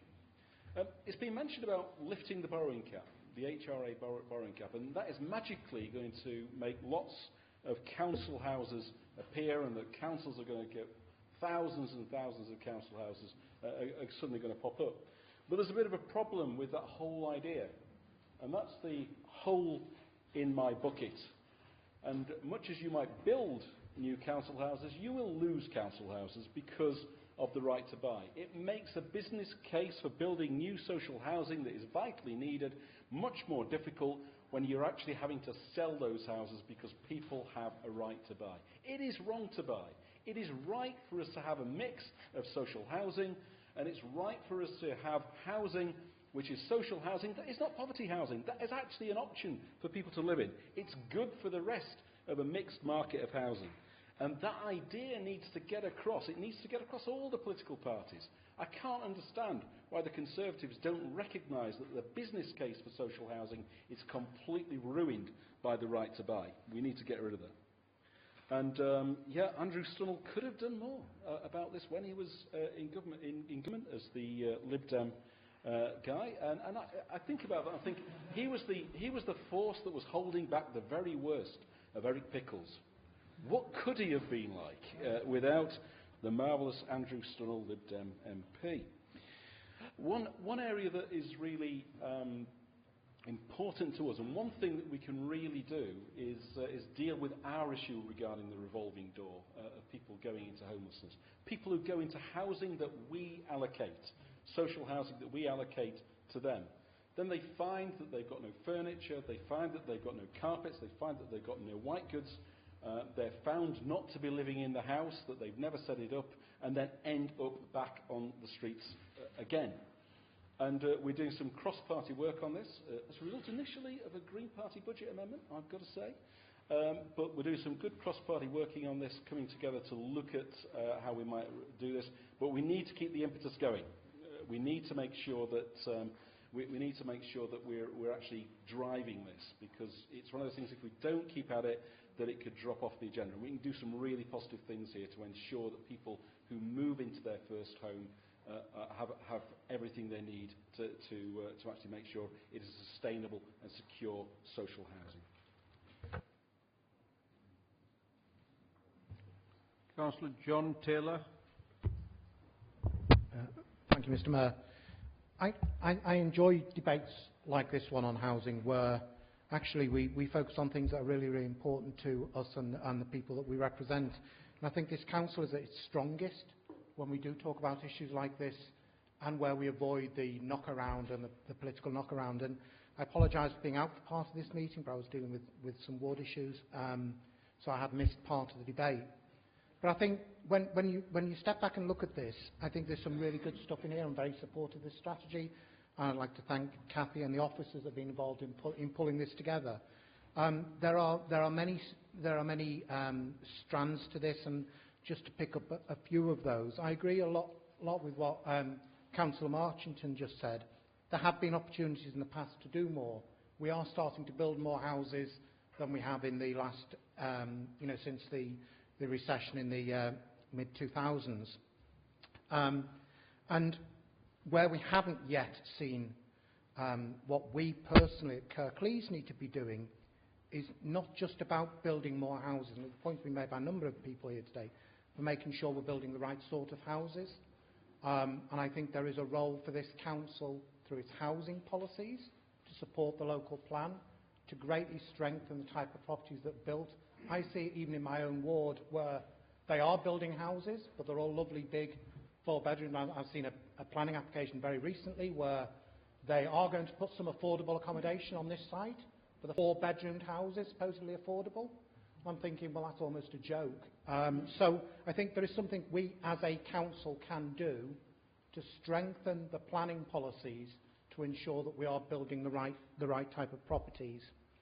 Secondly, I think there's something else that if we're honest, we haven't been as successful as we should have been in building council houses.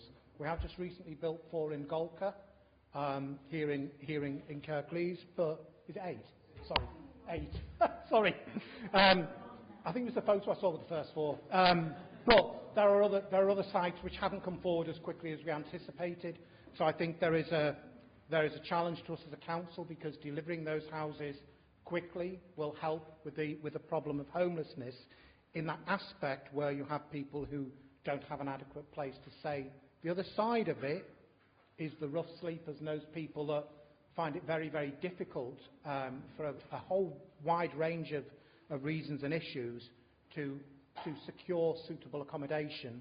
And I think the move, and it is mentioned in this report, and I can't stress it strong enough, the move to housing first is a really, really important part of trying to tackle that issue, to help people who have those complex issues, get them into somewhere, into a suitable accommodation, and put that wraparound support with them to help them through so that they can sustain that, and they don't end up in that situation where they're given some accommodation, and because they haven't got the support to help them make a success of it, you find that they're back out on the street again later.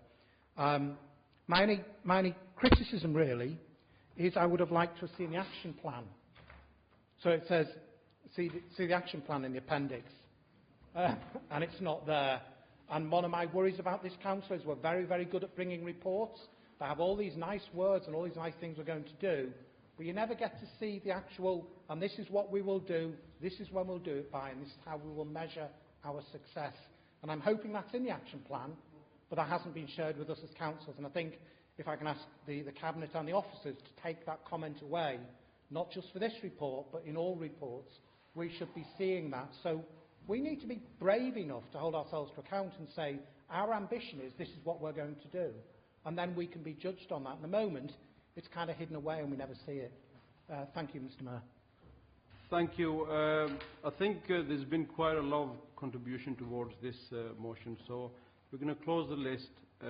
So only people that have actually pressed the button are on the system can talk. So no more, please. Thank you. So it's Councillor Opal. Thank you, Mr. Mayor, and I want to thank Cathy for introducing the report and the team that have done so much work on this. This has come to the Economy and Neighbourhood Scrutiny Panel quite a few times, so it's good to see some of the developments that have taken place in this report. A lot of the points I was going to make have already been made. Just want to reiterate what some other people have said. This is obviously a complex problem. We've got 2 strands to it. We've got the rough sleeping element and obviously the sofa surfing and hidden homelessness issue as well. I was just looking up some stats actually, and Homelessness Link produced some stats which showed there had been a slight decrease in rough sleeping, so a 2% decrease from 2017 to 2018. But since 2010, we saw rough sleeping increase by 165%. So we've still got some way to go to tackle the problem around rough sleeping. Some of the really good things that I think have come out of this report, John mentioned the housing first model. I think it's really good to see that we're exploring this, and this is looking at a much more intensive approach to how we tackle rough sleeping. And like others have said, we really do need that intensive support, and that intensive support costs money. It costs people's time. It's resource intensive. So, you know, that will take a lot of time to do that work, and it is very intensive. With some of the panel members from the Economies and Neighbourhood Scrutiny Panel, we went to Clare House and we saw the work that goes on there with actually a small number of individuals. So if we take into account the hours, the staffing, the cost of all that, it mounts up, and we do need to think about overall the support that we are getting nationally and also what we can provide to that as well. And I think we are still lacking there. And obviously I've got to bring up universal credit. You know, the report does mention it is a significant challenge for Kirklees, and it is impacting on the homelessness side of things, the hidden homelessness as well. And in my day job, the amount of times I'm seeing people who are coming to us, the amount of cases that I'm getting with people who are behind on, they're not getting the UC payments on time, it's leading to arrears, and it's leading to people getting eviction notices, and that is horrendous. In 2019 that is happening, it's just not good enough. But I welcome some of the initiatives here, and thanks to Cathy and the team for the work that they've done. Thanks. Councillor Pando. Thank you, Madam Mayor. We'll call you. Mr. Mayor, I'm too used to not sitting there. My good colleague, friend. Anyway, Mr. Mayor, on a serious note, this is a national crisis. It is a national crisis, please. Mr. Mayor. And I'm really pleased that Cathy and the officer she is working with has brought this report forward. But it's a national crisis, and I just want to reflect on a few figures. And I agree with John that it's times like this when this council chamber is at its strongest. At the same time, I think we want to debate this in the spirit of cross-party, but at the same time we need to actually reflect on what our party policies have been and can be. I'll come to that in a minute. But just some figures. Between 5,000 and 8,000 rough sleepers nationally, depending on which stats you see, but it's one too many. 80,000 homeless households. 1.24 million on the waiting list to be allocated a home. Hidden homeless, if you count that in, it'll be many, many more. And Shelter did a piece of work, and it identified 3 million households across England and Britain who are one paycheck away from being homeless. So that is the Britain we're living today.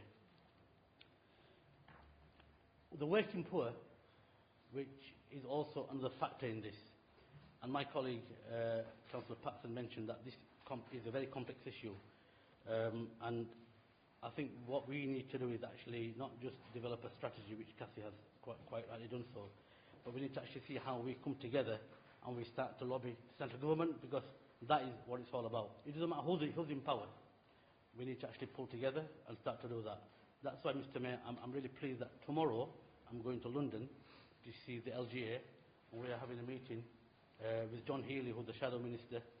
And one of the things that we've actually put on his radar, quite rightly, is how can we speed up, under the current regime, house building, social housing house building. And we start lobbying government jointly to actually make sure that every single person in this borough actually has an opportunity to live in a home that they deserve. Affordable housing is a key thing. The unoccupied market has failed. It has failed. My kids, they've got good jobs, they can't afford to go onto the housing ladder. The private rented market is actually collapsing. We've got dilapidated stock, we've got people living in them homes who actually are on the breadline, but not just that, but their health impact is actually getting worse because their properties are not fit for purpose. They are completely not fit for purpose. And the social housing sector, which again John quite rightly mentioned, isn't delivering, not because we're not actually promoting it in this council chamber, because national policy is failing. You know, how many? 8, 10, 15 that we're developing, which is really, really good, but in the quantum of things, we are not delivering. The government has set a target of 250,000 homes.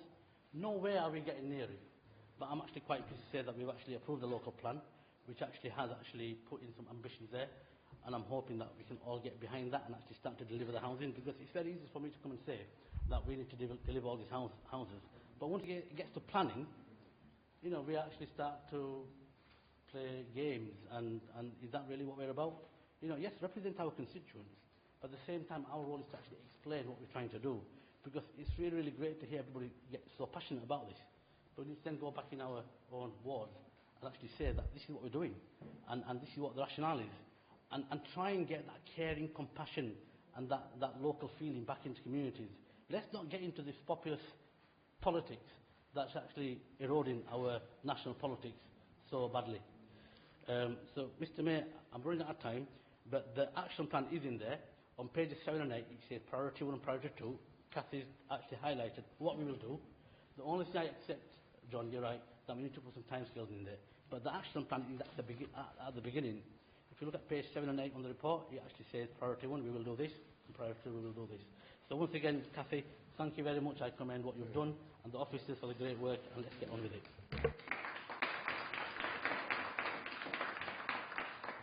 Councillor McBroid. Yeah, thank you, Mr Mayor. Yeah, just following on from what Councillor Pandor just said about, his own children. Homelessness and housing issues among young people are emerging as a major cause and a major problem of homelessness. And obviously there's a big economic base to this because of the housing crisis, because of the failures of the rented sector, because of the lack of public sector housing. But I just wanted to build on something Councillor Patterson and other people have said, because God, it must be nearly 20 years ago, I had a job where I did work with homeless young people in Bradford. And when I started that job, to be honest with you, I thought most of those young people would have been homeless because basically they just couldn't get access to housing or whatever. That would be the trigger. But as I worked with them, I came to realise actually that well, I mean, obviously everyone's an individual and they all had individual factors, but if I had to pick out 3, the first one would be mental health, which I would say has got worse in modern society than it had then, and that was a major problem. The second most common trigger by far was where one of the parents had got into a new relationship, and then basically the young person, in effect, there just wasn't a place for them anymore in that house, that home, and so they left. And the third issue, which always seemed to come up, was drugs, substance misuse, without overdoing it, that obviously had massive effects in terms of their lifestyles, health, or, well, I won't go to all the details you can imagine.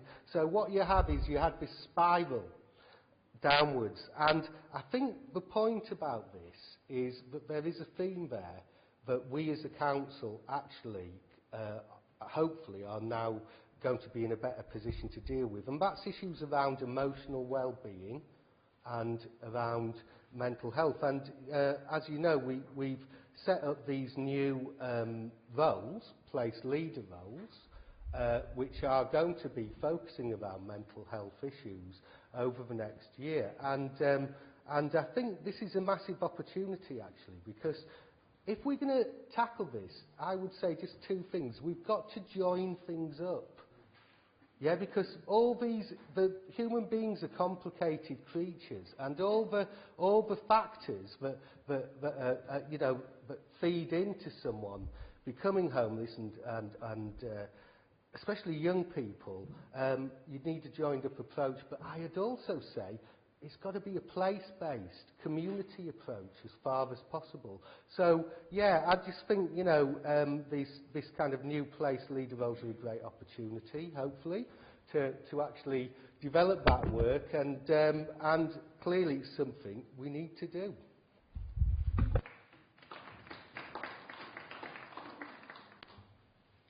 Councillor D. Hall. Thank you, Mr Mayor. I don't intend to reiterate what's been said already in the debate, other than to congratulate Councillor Scott and their officers for what I think is a good report, and it seems that that's been well received from all sides of the chamber. We've had several intelligent, measured contributions of people speaking with some authority on the issue, which I greatly welcome.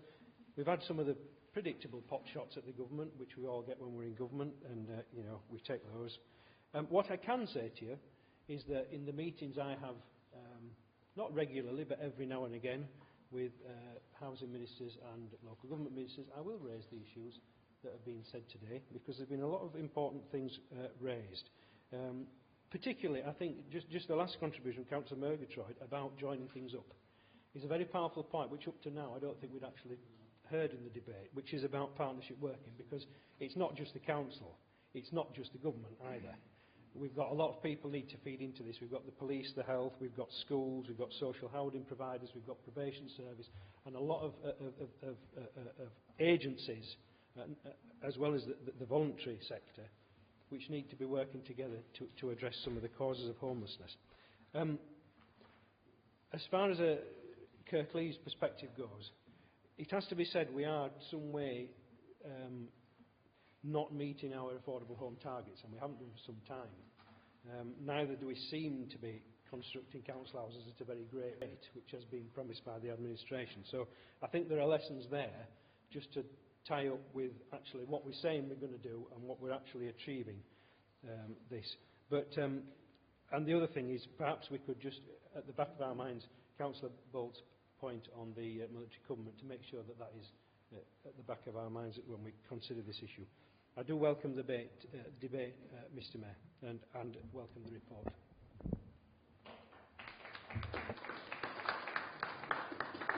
Councillor Grange, Mead. Yeah. Yeah, thank you. It's been a fantastic debate, and I really appreciate everybody's sort of discussions on that. I know we did have the occasional pops at the beginning, but thankfully they stopped.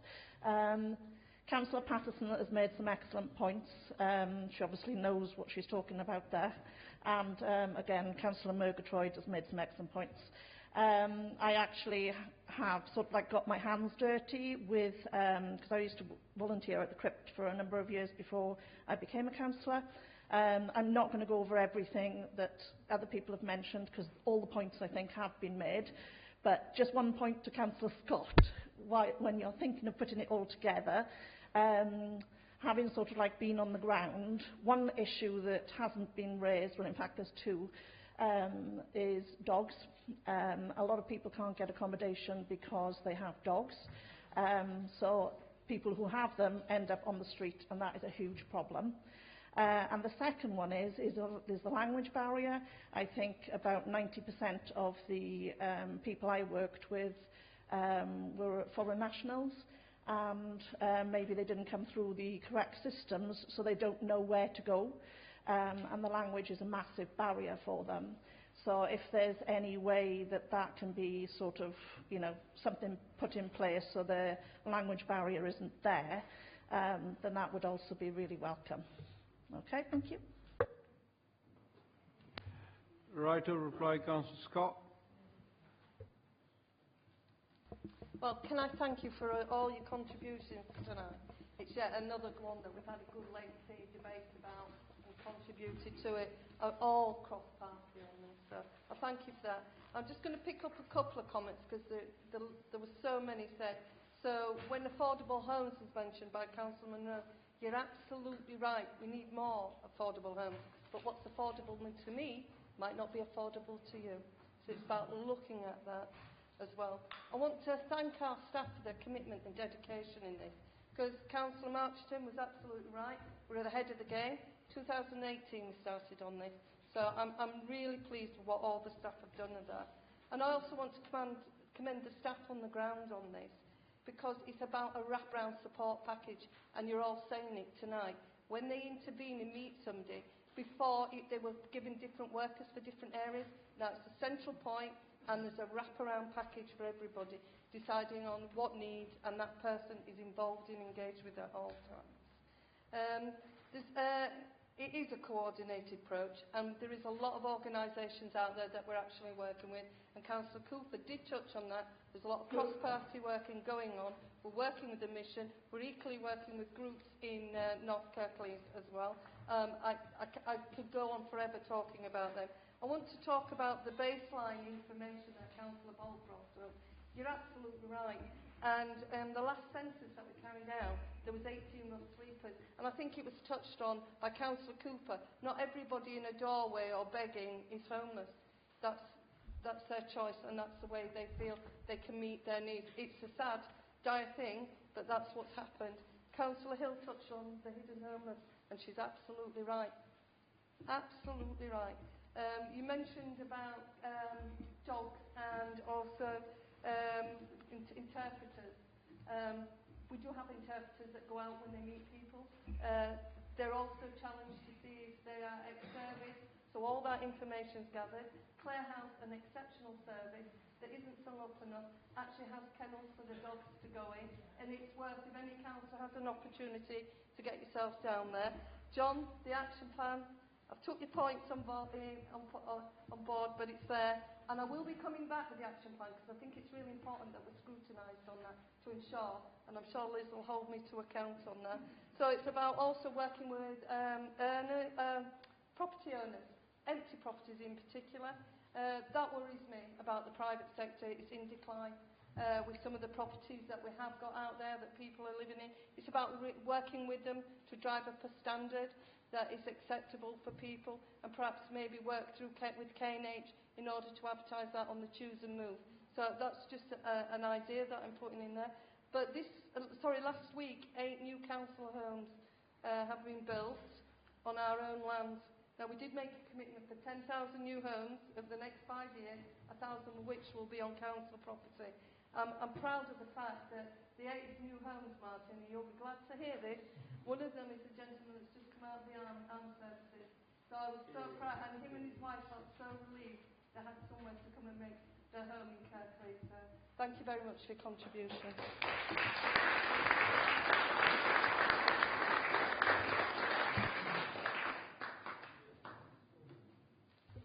Using your consoles, please vote on this recommendation as moved by Councillor Scott.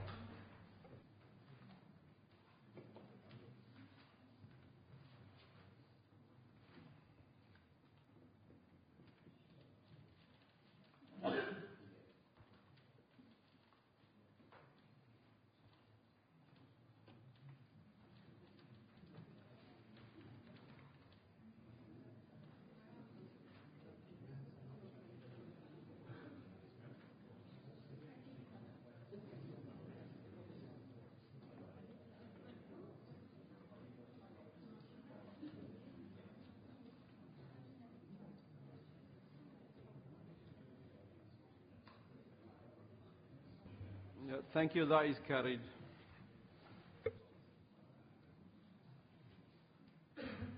Item 11, Corporate Refresh 2019, Councillor Pando.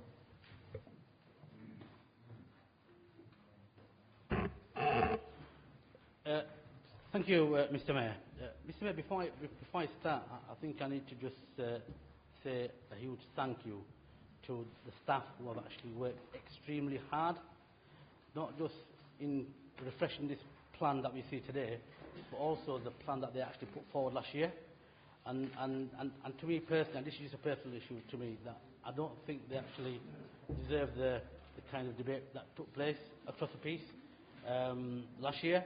And I hope that we can criticise the plan, but just bear in mind that there are a whole host of officers across the council who actually do care like us very passionately what we do, and by all means, you know, constructive criticism is good, but we just need to bear that in mind, and I hope that the debate can go on a similar vein to what we had the debate earlier on around low sleepers.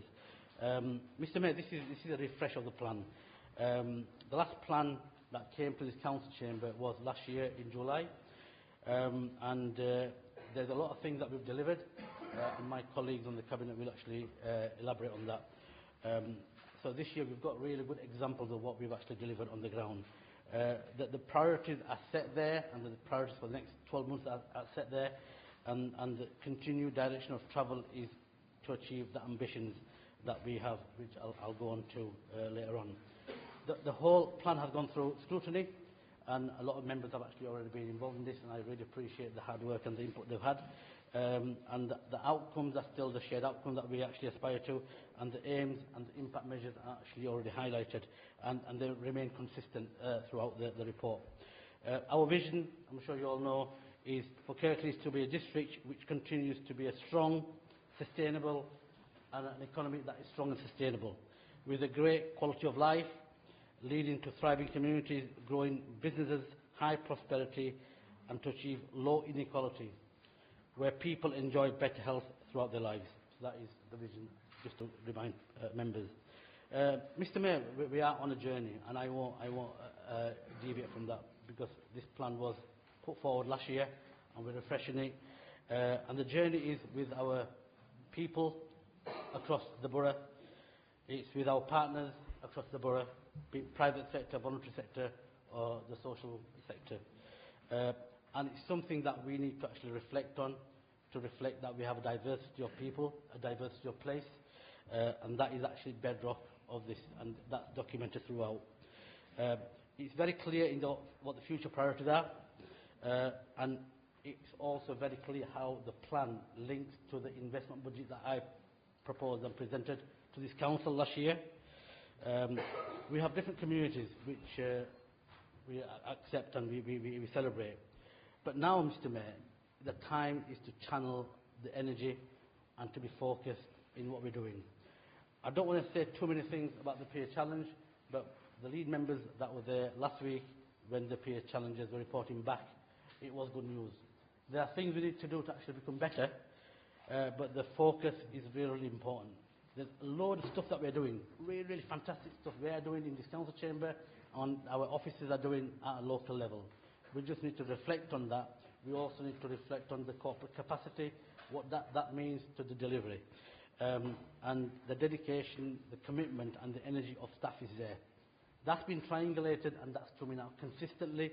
And the other thing that's coming out consistently, without giving too much away, is the work every single council does in this council chamber. And I can't wait to actually fly and say, this is what we've actually achieved. So one thing, Mr Mayor, I'd like to recommend approval of this plan. Thank you. Thank you, Councillor Pandor. Councillor McBride. Thank you, Mr Mayor. It gives me great pleasure to second the update of the corporate plan. My remarks will be refer solely to the economy. The corporate plan refers to housing, sustainable economic growth and providing good employment for our communities. These are our ambitions.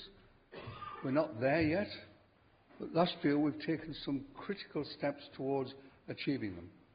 The local plan was the most significant step. It will be the bedrock of growth, for growth.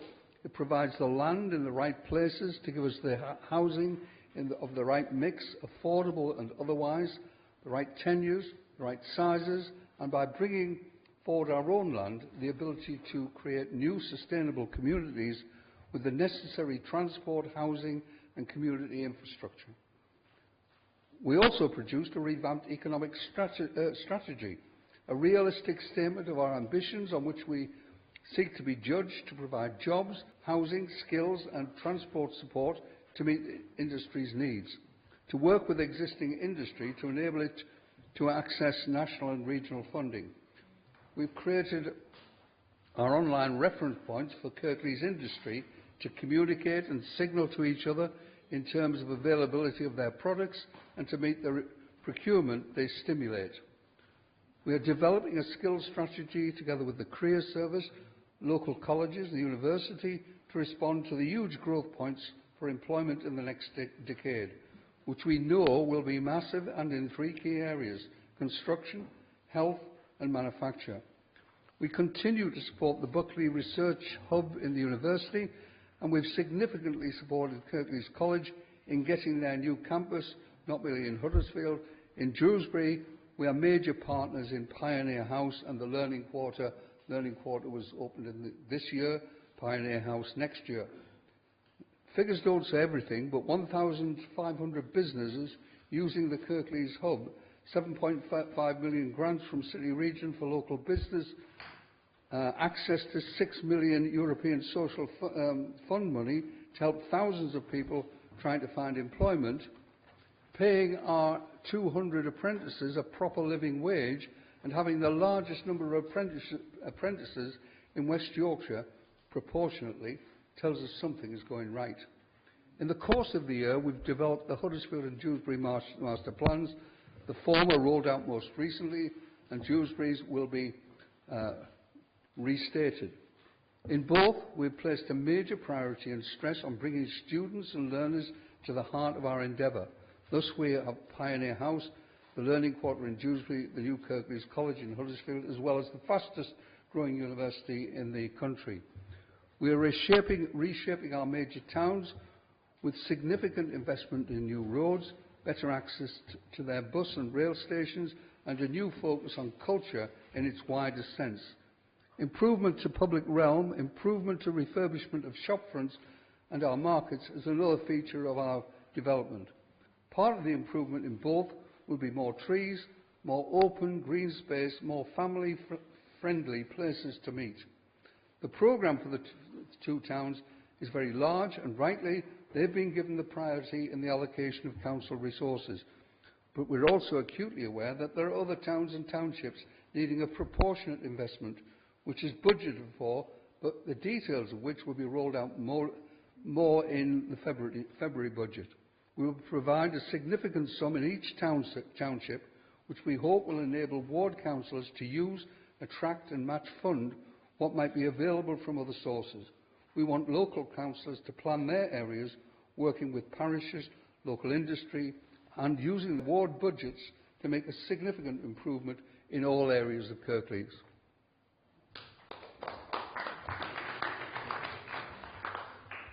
Councillor D. Hall.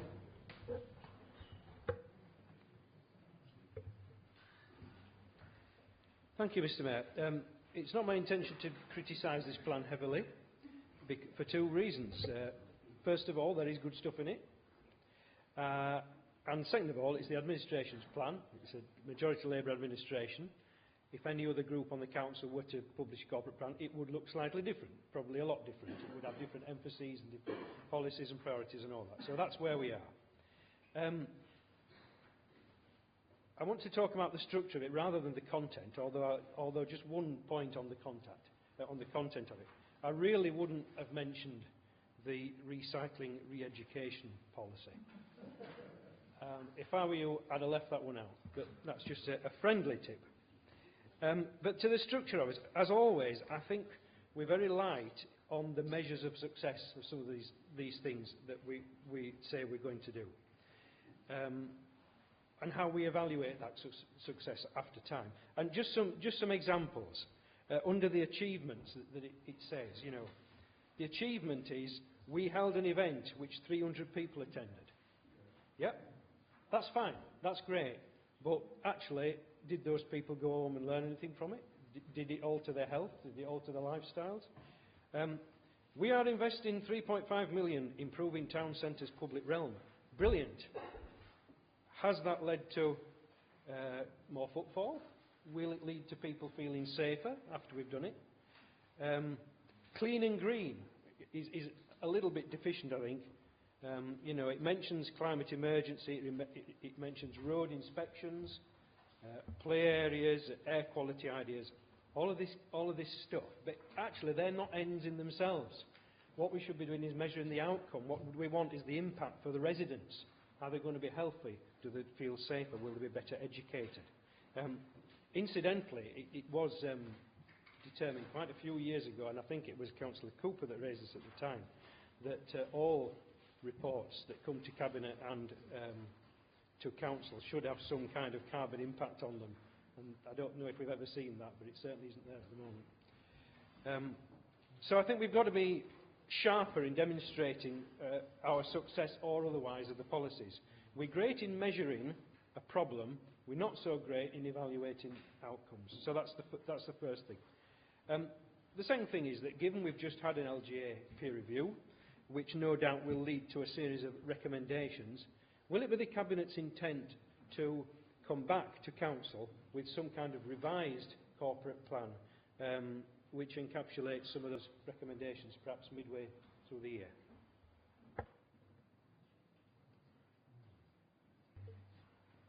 Councillor Khan.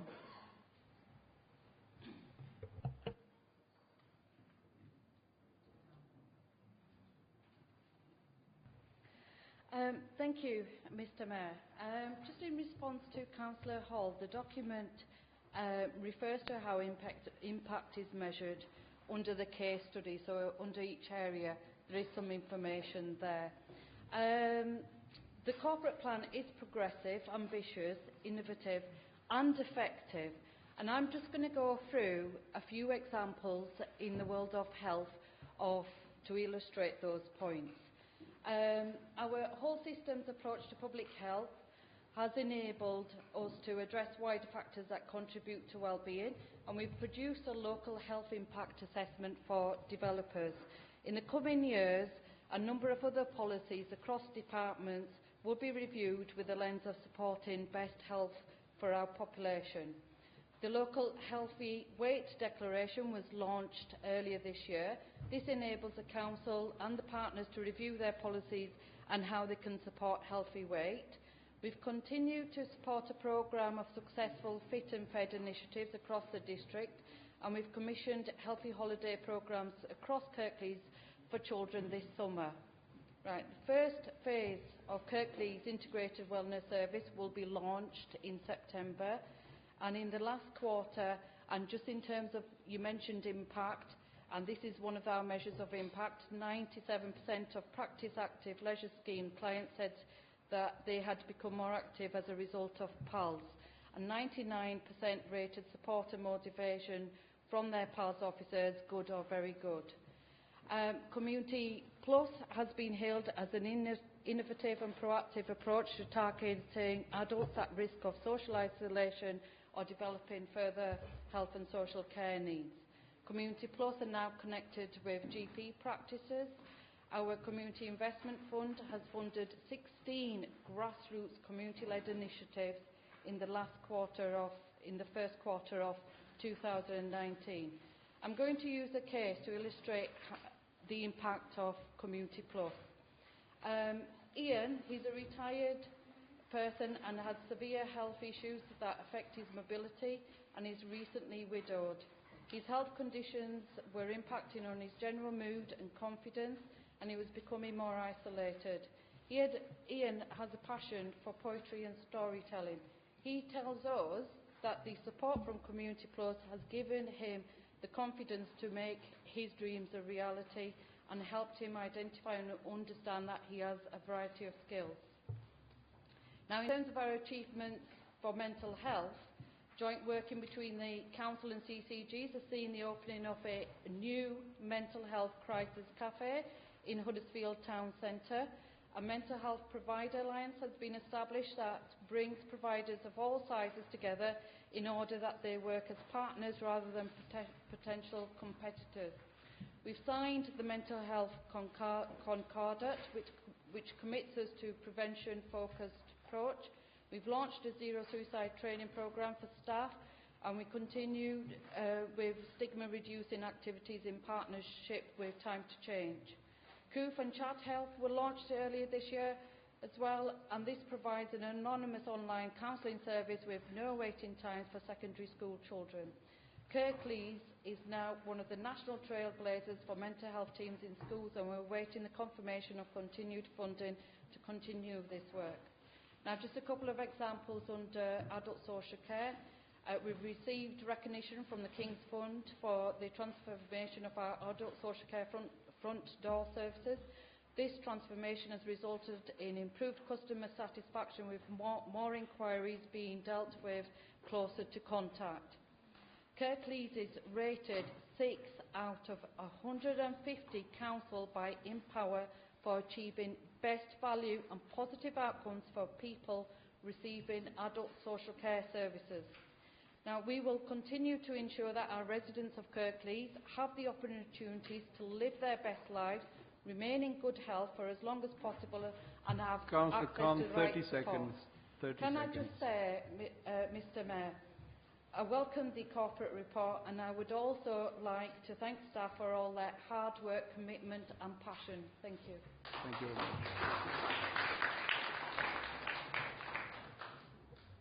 Councillor Lawson.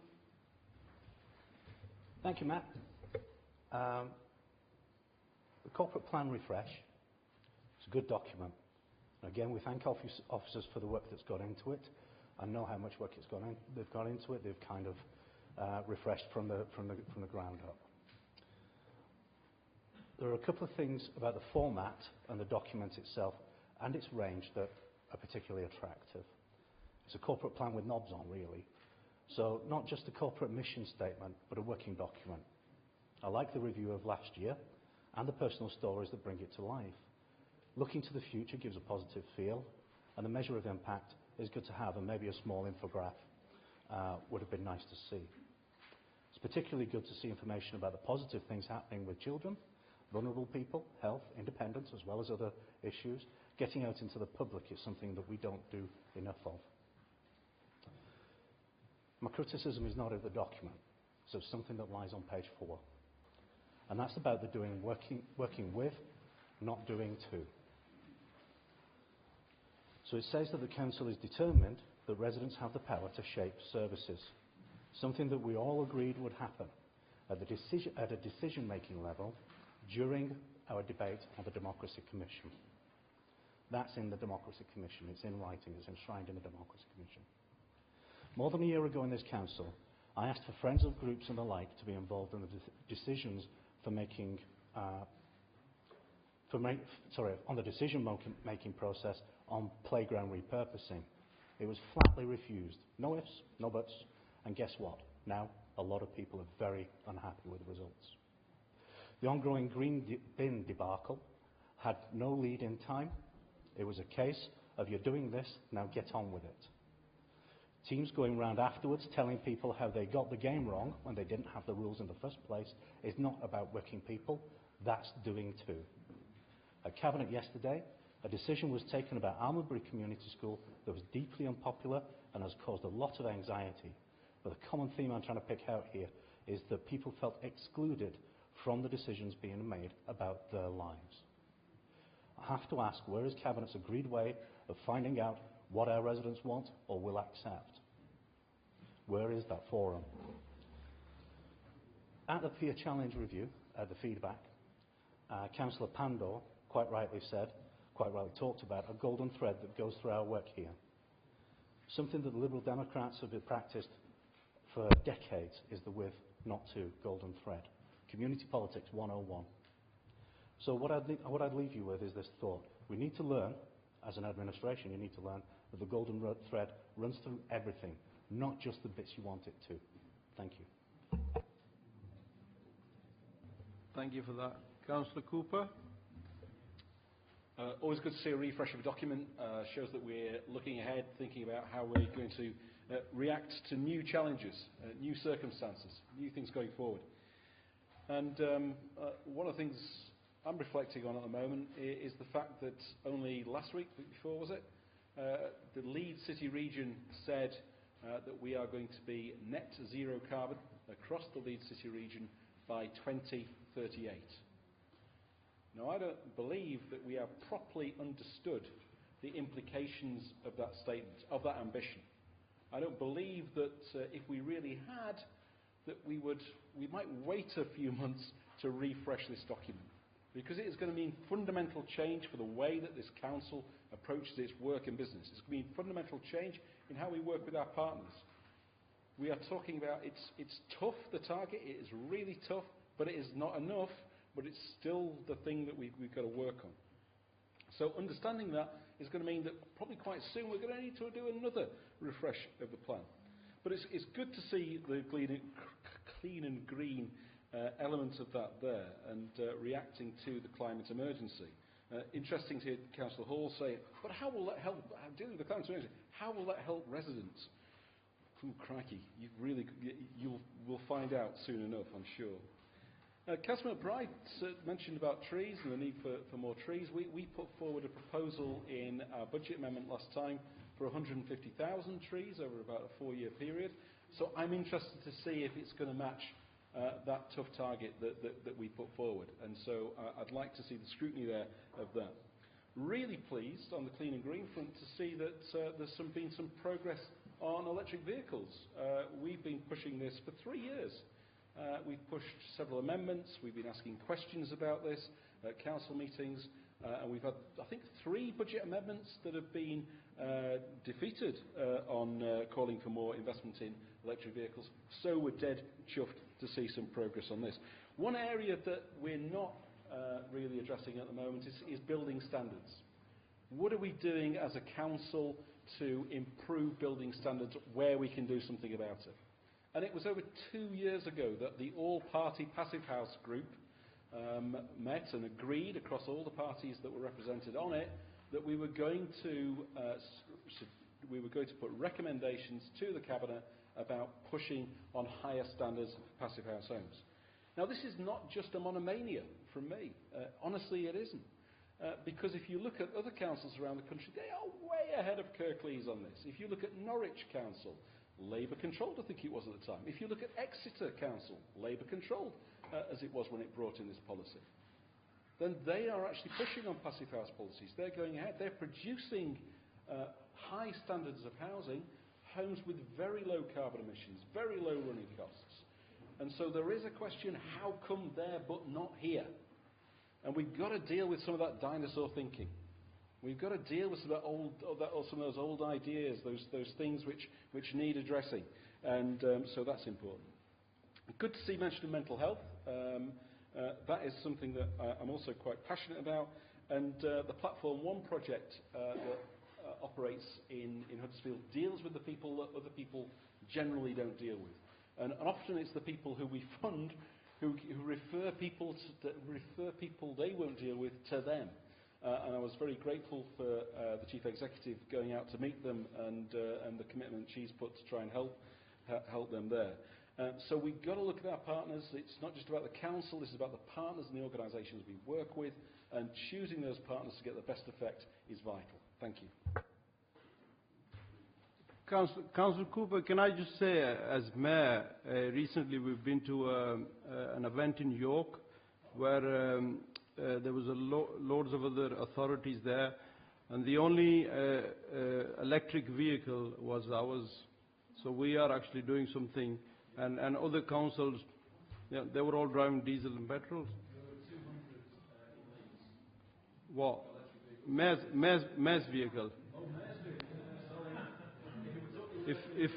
I think if they're trying to, the other authorities are saying to the public, be greener, they should be doing something from themselves too. Thank you. Councillor Monroe. Thank you, Mayor. I just made a couple of observations in relation to this agenda item. It's clear a lot of work has been done on this document, but I'd just like to say in relation to a sustainable economy, yes, we want a strong, resilient and productive economy, and we now have a local plan in place, but in my view it advocates for over 10,000 houses more than we need. We need a local plan, but many people felt that their voices were neither heard, listened to or acted on, and this has caused a lot of mistrust among residents. A second point I'd just like to make is in relation to clean and green. Again, just raising the issue of how it's claimed that households receive visits promoting recycling, and my view is that it was of a more onerous nature, insofar as the nature of the visits was to actually serve as a warning to residents who didn't comply with strict rules of what can and cannot be put in their green bin, following which it would be confiscated for non-compliance. And I believe this policy has been very distressing for many people, and I've heard of people with dementia who've had their green bin taken because they simply didn't understand what they could and couldn't put in their bin. Both these examples show policies that are being done to people, so while it is important for the Council to achieve its outcomes, this shouldn't be at any price, and I feel different approaches should be considered in the future in achieving the Council's aims. Thank you. Councillor A. Pinnock. Thank you, Mr. Mayor. There have been a lot of good things said in this debate, and indeed the report is on the face of it full of some quite good things. Can I just get one thing out of the way, and that's the title. There are some people in Kirklees who not like to have something like this where it says "We're Kirklees."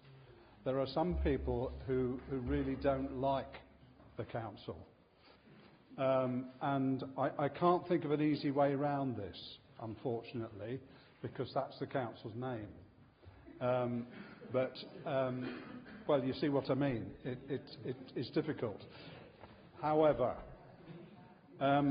let's be positive. I think we have done our best with what, in some respects, is not a very good hand. And we are going forward in many respects with a lot of confidence. However, one of the things that is talked about in this report is the relationship with partners. Now, this is a very interesting word, and I'm just trying to think of some examples of who these partners might be, because in some cases their agendas are going to be totally different. Well, no, not totally different, but they will be, perhaps in some cases, subtly different from the councils, and won't want to behave in the same way as the council. Just to take some random examples, statutory undertakers, for instance, and the people who dig up our roads, for example. That's a very interesting relationship between us and them. Private landlords. What do we do about private landlords? Well, there are some things statutorily we can do about them, but often they want to go in a completely different direction from the way we manage our housing. And then another random subject which is close to my heart, and that is public transport. We have only limited control over that. And I have to admit that even on a county-wide basis, we are not doing as well as some other places. You've only got to compare West Yorkshire with Greater Manchester, for instance, where A, they have a much denser transport system, particularly railways, than we do, and B, there is a long history of close cooperation between all the Greater Manchester authorities. There is quite a long history of West Yorkshire authorities not cooperating at all with each other, and that doesn't help. There are a lot of solutions in public transport which require proper cooperation between authorities. I know this is nothing in this report, but it's something that will, or could, in the end, restrict what we can do. And let's be honest, the way our services are sometimes delivered, we're asking people to travel to go and get them. And in some cases, that can be very difficult. It's all right if you live in a densely populated urban area, but if you live in the country, and if you live in some parts of North Kirklees, it's not very good in terms of public transport. And we really ought to be encouraging people to use public transport rather than their cars. And finally, this sounds a bit griping, but there is an issue about the digital agenda which is referred to in this report, out of which some people don't take any part in that at all. And we've got to find some way of ensuring that people who have no access to computers, who don't have any facilities to deal with them, other than going into their local library, perhaps, if the hours are suitable. It's really very difficult. I'm not sure that we're trying to combat that. The sort of subject that some people have brought up with me recently about the council's telephone system, seems to get in the way of people contacting You passed the council. 30 seconds, sorry. It's okay, Mr. Mayor. I'm just about to wind up. You'll have had enough of me anyway. And I thank you, Councillor Turner. As I said, there are a lot of good things in this report, and credit to the people who have helped compile it and contribute towards its success. However, Thank you, sir. Councillor J. Taylor. Thank you, Mr. Mayor. Like many colleagues that have spoken so far, I'd like to welcome this report and commend the officers that put a lot of work into this. And I know that timescales for the production of this were quite tight because of the peer review. I actually made a point of reading it because of the peer review. But it is a document that every time you go back and look at it, you pick up on different things. So that, there is an awful lot in here. And I'll try and pick up a number of points. I certainly echo the comments that were made by Councillor Lawson and Councillor Munro around the to, not with. We had an example of that this evening with the residents of Flockton. We're finding out information here that the residents of Flockton didn't know and ward councillors didn't know.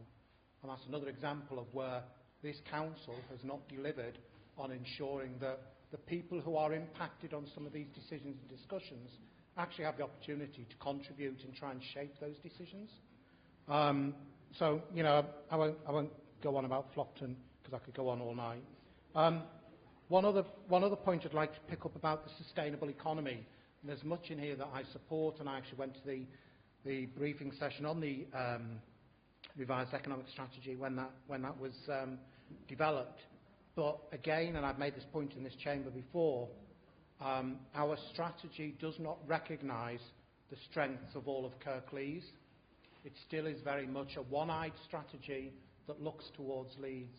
And it was very, very interesting, as one of the members who did get to talk to the peer review team when they came in, the point was made by them about the position of Huddersfield when you look at Sheffield, Manchester and Leeds. They raised that with us, not me raising it with them. And yet still, this document doesn't reflect the strength of that. It doesn't look at what we can do to build on that, the fact that we are, you triangulate and you come to Huddersfield in the centre of it. And the plan does not do that. Similarly, I love the fact that we talk about our ambition to be a gigabyte town. But again, we're not, because we're going to be partly a gigabyte town, because again, part of Huddersfield is being ignored. So my ward, Denby Dale, again, is being excluded. We are not being treated as part of Huddersfield. So the gigabyte town will only come out as far as Waterloo. And there are so many things that when you talk about Huddersfield, if you're talking about the entire town, you need to include the entire town and not exclude parts of it. On a more positive, I love the stories, but I have a suggestion to think about next time we do this. This is all officers. It'd be lovely to have some residents in here. You can have a mix, perhaps, but it would be, it'd be a great way to build on that, perhaps. And then my final point is, we've made quite a lot in our introduction about place-based working.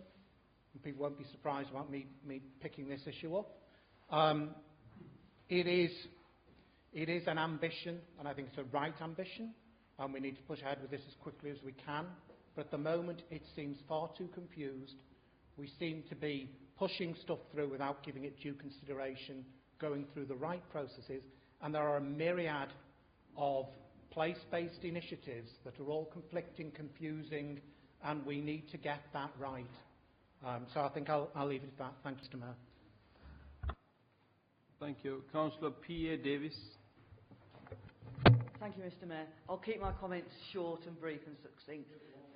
I just want to make the observation that how can the council claim to have ambitious, clean and green plans when they're confiscating green recycling bins from households, preventing them from the ability to recycle, making them less inclined to recycle, when this is the one thing we should be encouraging and educating them to do properly? Thank you. Thank you. Councillor Smage. Mr Mayor. Just a couple of very brief comments, actually, from what Councillor Khan said. I don't think I can comment on the healthy weight declaration. I don't think I'm in a position to actually comment on that. No.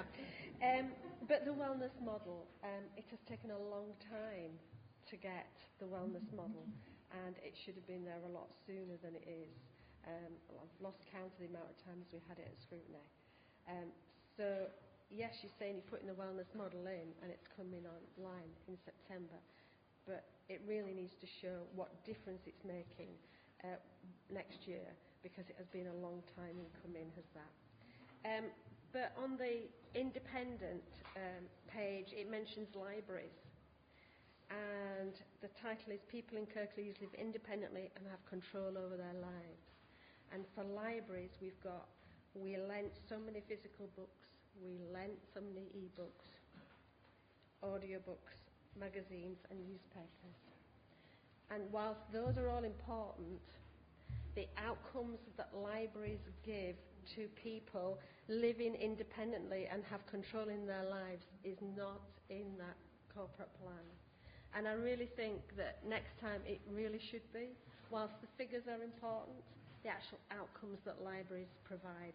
And if you're looking for stories to put in the corporate plan, then surely somebody who's benefited from the outcomes that libraries have provided would also be a good idea to put in there, because they give so much more than just books, and we need to reflect that.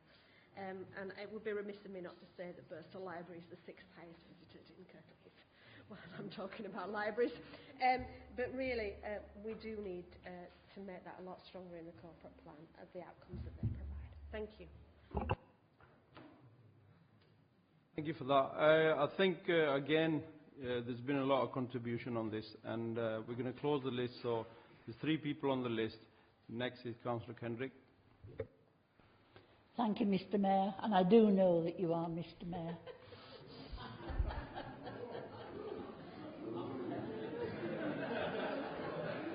I'm now blushing. It's already warm in here. You've done wonders for my street cred, Mr Mayor. And fellow corporate parents, I've sat here thinking someone, any minute now, will talk about the children's stuff in this corporate plan. And there's a couple of you following me. I've tried to be last, perhaps you're going to. But for me, the frustration with this corporate plan is there is so much good stuff. So much good stuff that could be in here, and you would be carrying a document 8 times the size of this. There is good stuff, and I'd love to tell you all of it. I will highlight a couple of things. If you think in April 2018, I haven't written a speech, in 2018 we were taking around about 58% of cases where we had to make a decision on as to whether a child needed to be in care, was a child in need, the family needed to support, and now it's 98%. We're waiting for an Ofsted outcome, which will be a few weeks away. Whatever that is, I can tell you now, I am confident we are in a different place. And for me, that is one of the most important things that we've achieved in this authority.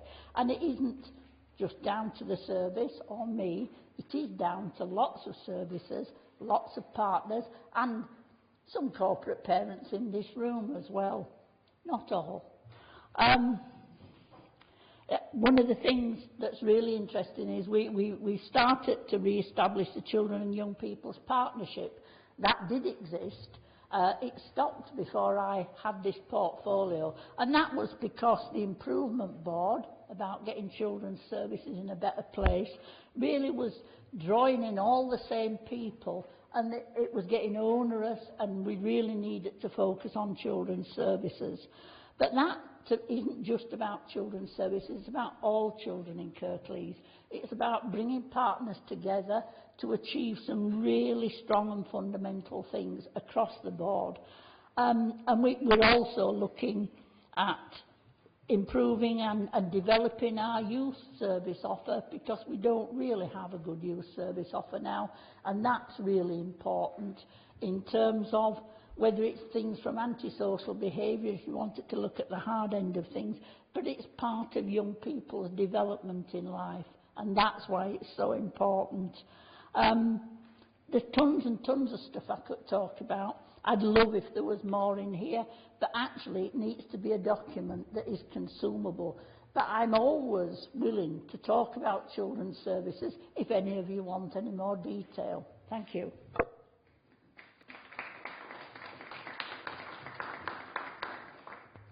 Councillor Marchington. Thank you. Thank you, Viv, for what you said about children and young people. Only a small part. I mean, what I really appreciate, and actually you've highlighted the really important thing about this stuff. There is a lot of really good stuff in there. There could be a lot more. And also what you've done as Cabinet Member with that response is highlighted some areas where we need to be doing more work on it. So there's lots of good stuff, but there's fine there. I think there's some brilliant stuff in here, and I've only picked out a few things, but there's also a warning in there. So I really appreciate page 121, the integrated commissioning and provision of services and activities for young people from conception through to 19, 25 in the case of the vulnerable and looked after. That's brilliant. It should have been happening a long time ago. The warning is John Smithson and I sat with the previous director 2007. We provided resources when this council had resources to do that, to make sure it went from 0 to 19. It didn't actually happen. So these things need to happen, and we need to keep a watching brief on that. And the other thing is there might be really good stuff happening at the moment that we're not quite aware of.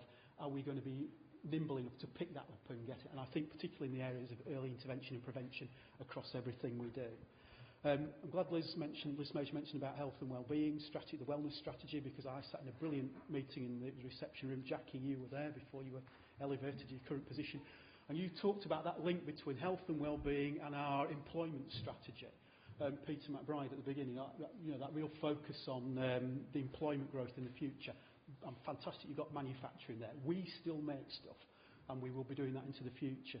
But a wellness strategy that makes sure that actually recognising that good employment, properly played employment, interesting employment is fantastic for your well-being. You're going out to work, you're meeting people, and we can facilitate that. That relieves some of life's stresses in the right sort of way, but also recognise that employers need people who are fit and healthy and integrating that. Integrated well-being, it's integration. Peter, apprenticeships, we must have a better focus on that. We need to value vocational qualifications. We need to recognise more the 50% of our young people who do not go on to university, and value their skills, their contribution, and the learning they need to make them feel good about themselves, but also to do the things that we need to do in society. And I just wish, and actually there's some of our children who will be worried about their A-level results and worrying about whether they're going to university or not. Actually, they might be better off staying in Kirklees, working for one of our wonderful employers, and actually doing a higher level, degree level apprenticeship with them, working for the bulk of the time, but actually doing learning that's relevant to their work. Let's keep doing more work on that. I think that's a real positive. I think just another couple little bits of warning, because when we had the climate crisis earlier on, we know that that's not new. It's not just, Al Gore didn't just discover the hockey stick about carbon production and everything. It's before that. When I was at high school in the late 1980s, we had people from Bradford University coming across and talking about limited resources. I was told at the age of 17 that we would be part of the last generation to drive fossil fuel driven vehicles. 30 years later it's still happening. So resources are finite, and we do need to find better ways of doing it. And a couple of things we have got, and just to point out, Andrew Cooper's a no man. We've supposedly got a waste to energy plant on Leeds Road. It is not a waste to energy plant. It's a waste to electricity plant, and there's millions of kilowatts go up through the chimney of heat. It should never have been built like that. The heat, it should have been planned that the heat was going to be used and put into factories and houses from that plant from day one. Our administration, when we had, I think it was a £5 million grant from government, nobody would take it. It should have been planned plan for the future. And the trees, yes, we do need more trees in Kirklees, but if you look at the Combe Valley Tree Society, community and voluntary sector organisation, has re-greened the Combe Valley. When I was growing up, there was a tree here and there. Rob Walker back, there's the odd tree in here. 30 seconds. You can hardly see Linthwaite from Gawker anymore in certain places. Yeah, but there's things happening now we need to keep an eye on, which will be the good things of the future. Thank you. Thank you.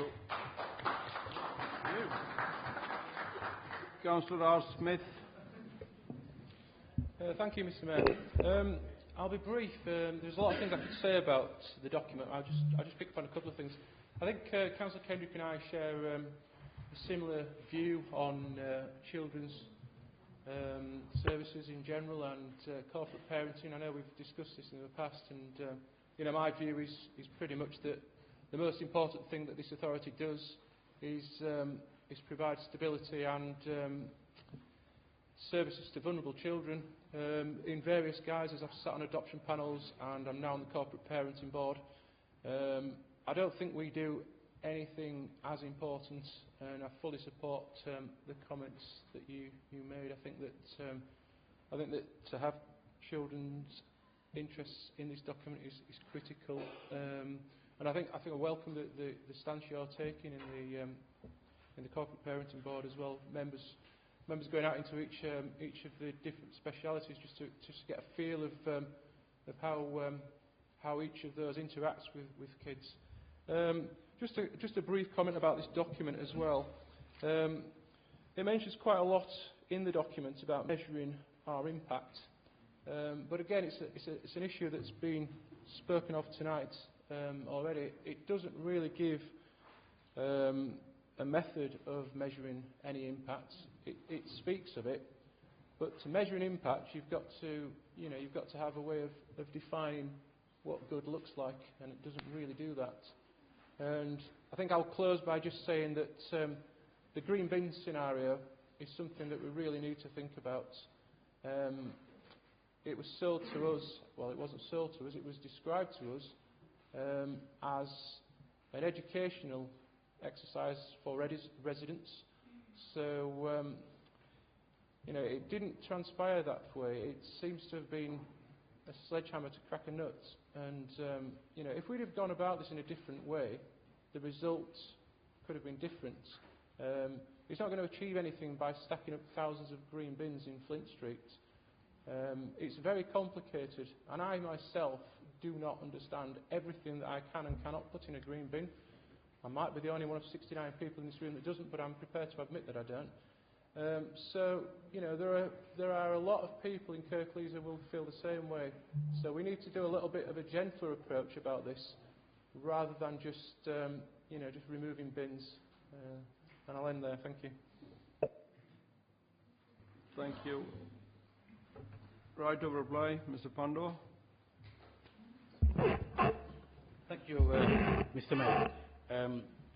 Firstly, Mr. Mayor, I'd like to thank all members who have actually criticised, quite rightly, the stuff that's in there, but at the same time kept the division between members and officers very, very, very professionally, and also acknowledged the hard work that our staff are doing. I'd just like to thank you all for respecting that.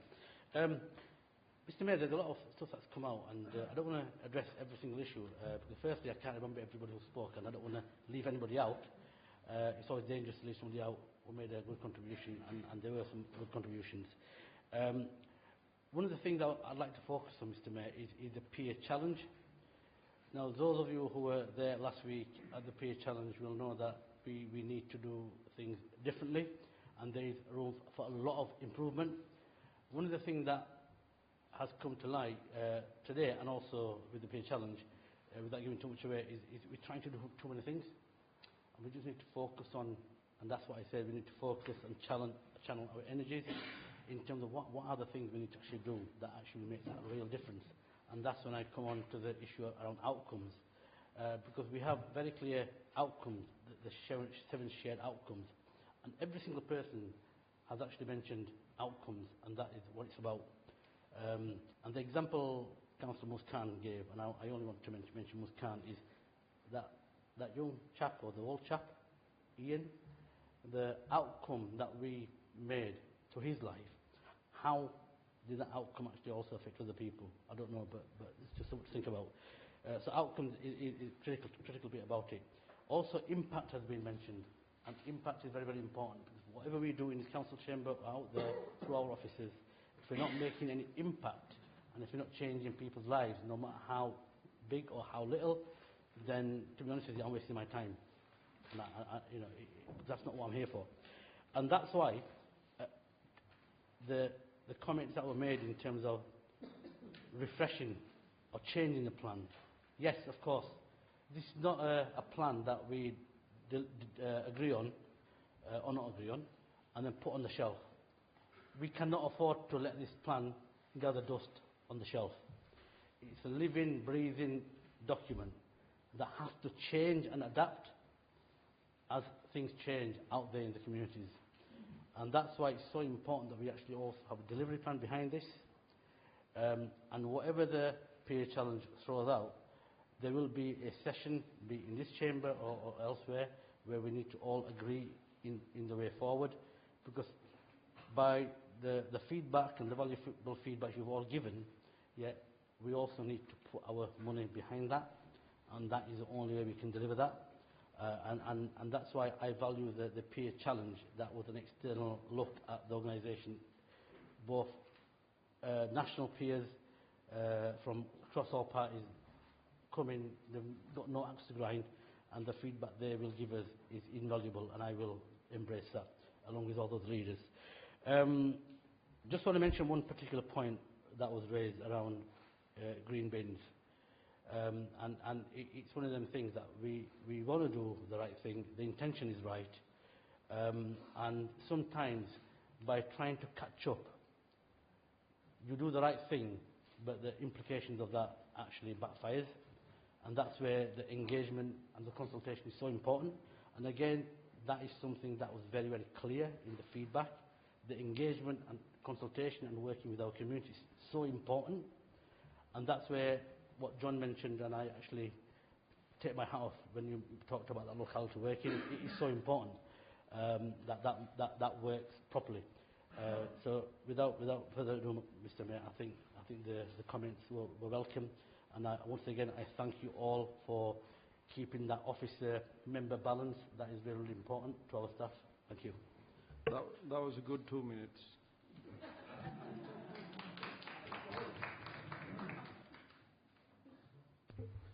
Right, using your consoles, please vote on the recommendation as moved by Councillor Pando.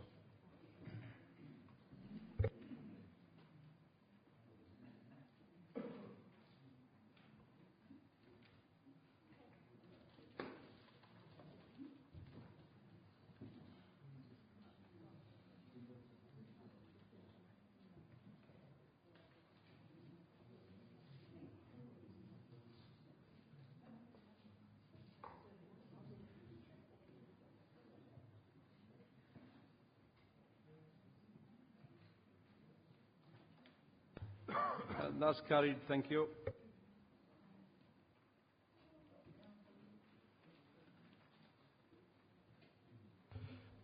Item 12, page 165, financial out. Councillor Turner. Mr. Mayor, thank you. The highlight of the evening for some of us. Thank you. Members will have noted that we have 2 copies of this item in today's agenda. This is because it's so exciting and makes such compelling reading that I thought you would appreciate a spare copy in case you wore one out. Seriously, obviously, clearly someone made a mistake. But anyway. Mr. Mayor, as members will well know, this is the outturn and rollover report for 2018-19. This, as you would expect, is a lengthy and detailed document.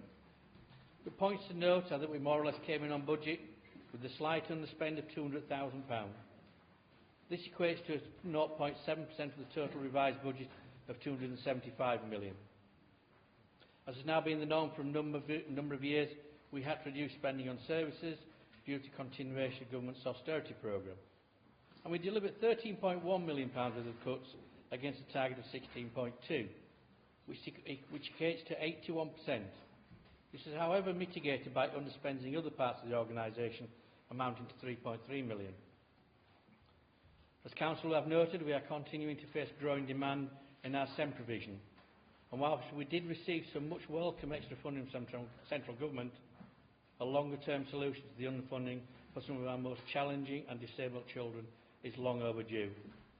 However, given the current paralysis of government, I don't see evidence that this issue is likely to be addressed anytime soon. So, along with our other colleagues in local authorities, of course we will continue to support these children, but we could do so much more if we had sufficient funding and a clear picture of future funding levels. As is highlighted in the report, funding for local authorities still remains both uncertain and certainly inadequate. The public spending review and the fair funding review the government has been busy consulting on forever, or it seems like it, seems to have joined the Green Paper on adult social care in the very, very, very, very long grass. This constant uncertainty around local government funding is not helpful for our longer-term planning, and more importantly, our residents who rely on the services the Council provides. Having spoken with many officers and elected members from numerous other local authorities and across the whole political spectrum, this concern is shared by all those I've spoken to. And perhaps those that have more influence in government than I have here this evening, chaps, female, ladies, gentlemen, could lobby the government to end the uncertainty in at the very least the short term, as this would allow us to be more strategic in our thinking and allow us to better plan for future years. We have done some thinking about our reserve position and moved to a system that is a bit more explicit about the potential use of reserves. We have increased them in line with last year's budget. Given all the current uncertainties, both in funding and the economy, I believe it's wise to ensure that we have sufficient reserves to cover ourselves as best we can in these very, very uncertain times. And as usual, the level of reserves is open to discussion. But by being more explicit in what reserves could be spent on, will, I hope, reassure residents and elected members over the need for the reserve position that we have taken. As has always been the norm, we have an underspending in the capital plan. This is due to a number of factors. However, I am confident that we are in a much stronger position than ever before to ensure that we deliver our capital investments over the coming years. However, that's not to say we will not get some setbacks due to factors outside our control. But we are, as an administration, committed to an ambitious programme that we will deliver over the coming years. By working with corporate landlord, we have started to pull together a plan that gives a clear pathway to how we deliver on our capital budget in the next couple of years. This will help us ensure our ambitions are met. However, this hard process has highlighted some of the challenges we face, and we are working on how we can mitigate the challenges. As members will have noted, Cabinet recommends that the underspend should be spent on supporting a coordinated healthy holiday programme through a partnership of over 60 organisations. This will allow those most in need to access such things as healthy meals, nutritional education and exercise. I see this very much as an investor-safe project, as well as one that helps some of our most disadvantaged 30 children seconds. over the difficult summer holidays. Mr Mayor, I move that Council approves the recommendations as set out on page 166 of the agenda, paragraphs 6.1 to 6.4. Thank you. Second that. Thank you. Thank you. Councillor J. Taylor. Thank you, Mr Mayor. I'd like to welcome the report and thank Graham Eamon and the team for the work that's obviously gone into this. It is reassuring to have this level of detail and to see that as best we can, and I fully acknowledge the point that Graham's made about the uncertainty about future funding, to see that we actually have a report where we are actually largely there or thereabouts within our budget. I welcome the additional funding that was unexpectedly made available by the government, and that has helped address some of the pressures that we had in a number of services, and I think Graham picked up on most of those. My usual beef whenever we talk finance is around the capital plan, and again, we're still in the same position. We need to learn better, and we've seen quarter after quarter, year after year, whichever meeting I attend, we're going to get better at getting our capital plan better aligned. And my concern is more the opportunity cost that is involved if we get the capital plan wrong, because obviously in setting a capital plan we have to provision the revenue costs of that proposed plan, and then if that doesn't come to pass, that is revenue that could potentially have been used elsewhere, or it's revenue that we've raised that we might not have necessarily needed to raise. And I don't know what the answer is.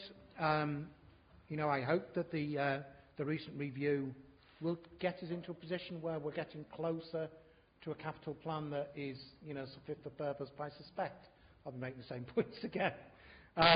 But in general, welcome the report. I agree with the recommendations. I think it's absolutely right that the small amount of funding that we have available is made available to support that, you know, the need for children during the summer. And yeah, welcome the support, welcome the report. Thank you.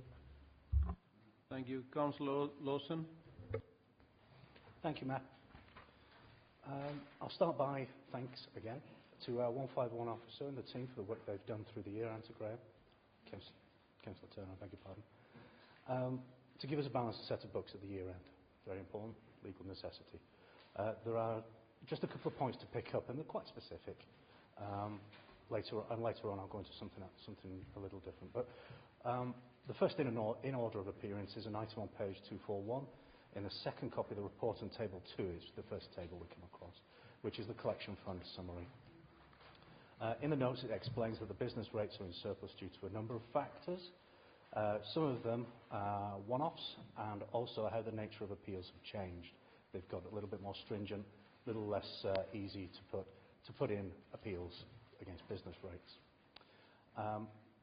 A bit to note is that while the council tax collection was really very good, I mean superb, with only about 1.5% outstanding to collect. It's worth noting that Leeds managed 0.7% outstanding this year, so congratulations to that team, but now it becomes a matter of pride, I feel, between us and Leeds, that we're not outdone by our neighbours. A case of what went well, but even better if. We're at the margins of the budget with this as well, of course, but an extra £200,000, we can do a lot with that. We see over the page in table 3 in the capital outturn that of the 46.5 million in the budget for sustainable economy, only 2/3 was spent, leaving 16 million unspent. 16 million. A single variance of 16 million is hefty when the total capital budget for that year was 100 million. Given to understand that the underspend is due to slippage, in this case, I understand that slippage means, in the main, projects that are undelivered or stalled. So there are two aspects to this. One is that work needs to be done, needs to take place to make sure that the council has a grip on the projects it has in hand. Not always easy when external partners or private concerns are involved. That's granted, we understand that. We also need to make sure that realistic amounts are set to those projects and their likely progress in year. Is it reasonable? Is it realistic? The second is that there is an emerging picture here, if we're not careful, of an administration that seems too eager to start headline-grabbing projects with a clear idea of what the delivery programme looks like. That's a worrying idea when we consider some of our major undertakings that we are now committed to. If what is happening is that the Officer Corps is being overwhelmed, then serious attention needs to be paid to the way that major projects are rolled out, and that the pace of introducing those projects doesn't outstrip the capacity to deliver them. I'll close with saying that, as ever, the risk register makes for interesting reading, because it gives us an insight on how Council is going about watching the horizon for tomorrow's issues. Among the increasing trends to consider are concerns about inflation and government funding, among others. Underlying and possibly affecting all of our risk register, of course, is the possibility of leaving the EU. There is a watching brief on Brexit at the moment. We're watching what's coming down the pipe from government.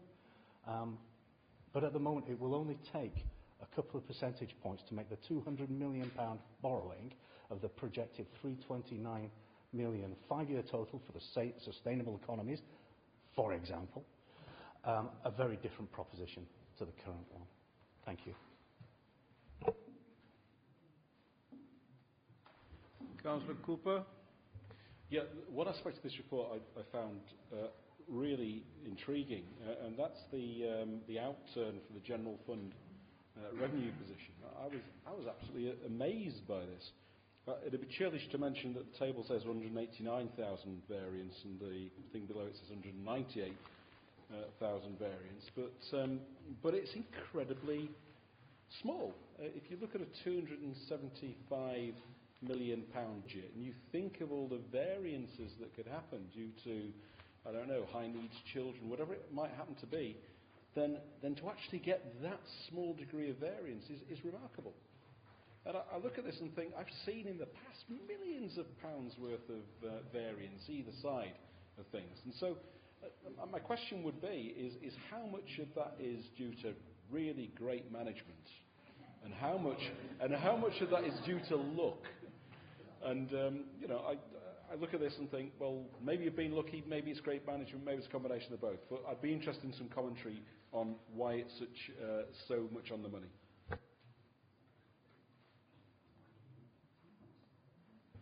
Councillor D. Hall. I was having a conversation with the Deputy Mayor the other day. He's a prick to me. And he says, in order to get more people to council meetings, I ought to sing a song. So after advising him to get a hearing test at Specsavers, we're going to have a sing-song. You ready? There were 5 in the bed, and the little one said, rubbish. Yeah, rollover comes every year, and I'm one of the sad ones because I look forward to financial reports. I just want to follow up with some of the comments that Councillor Lawson and Councillor Taylor have made, because a lot of this injures to me on the capital plan. The rollover report this year is neither here nor there. There's a tiddy bit left at the end, so okay.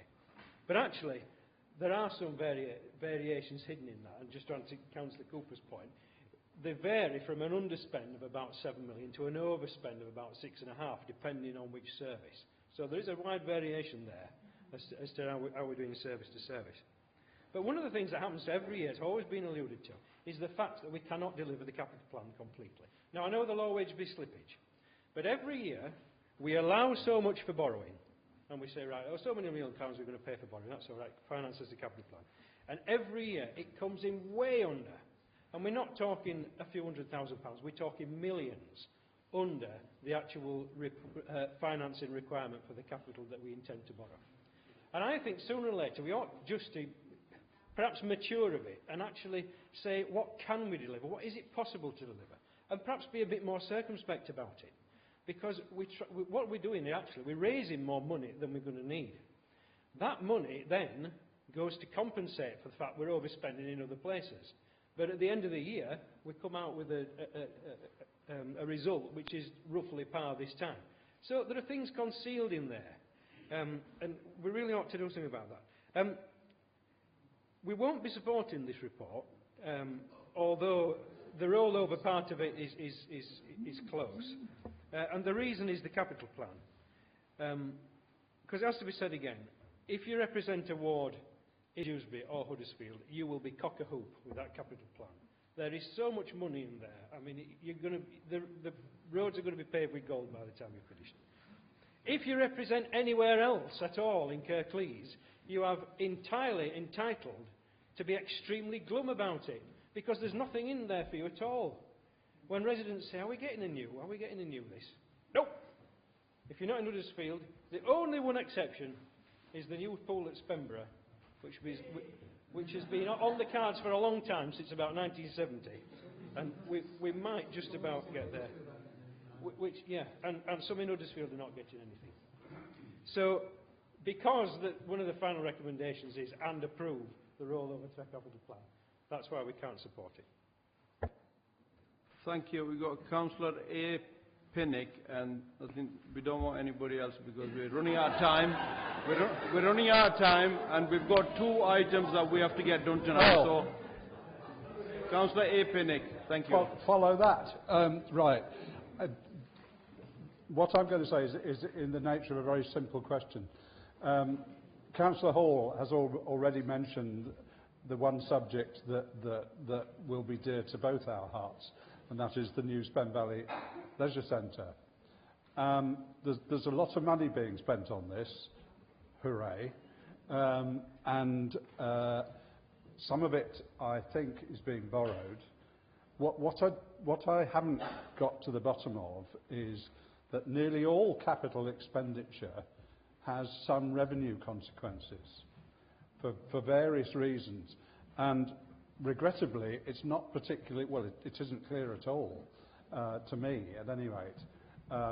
It might be to others, in the report where this revenue result is actually mentioned. Or do we sort of, I was going to say make it up as we go along, I don't mean that particularly, but I think it's unfortunate. Whilst it is really good to have capital projects outside Huddersfield and Dewsbury, I think we need to know how much the revenue consequences of that is. Thank you. Right of reply. Mr. Mayor, there's a couple of items that we have to get through this evening, so I think it's more important we do those and right to right. If anybody's got any direct questions, just email me and I'll give you the direct questions back. But there are two items that we have to do this evening. I think it's important we do them rather than me bat about some figures, etc., because I like it, but not everybody does.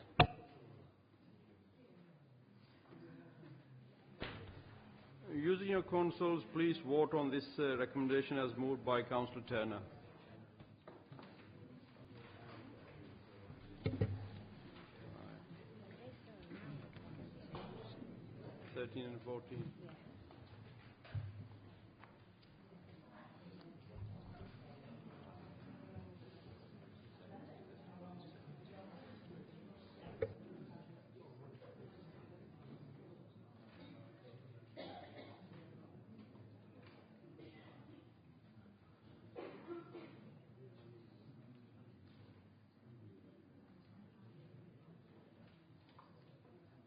Yeah, that's carried. Thank you. Now we're going to actually move to item 13 and 14. We haven't got much time. I think it's... so I move that we go to item 13 and 14 and proposer and a seconder. So does anybody second that?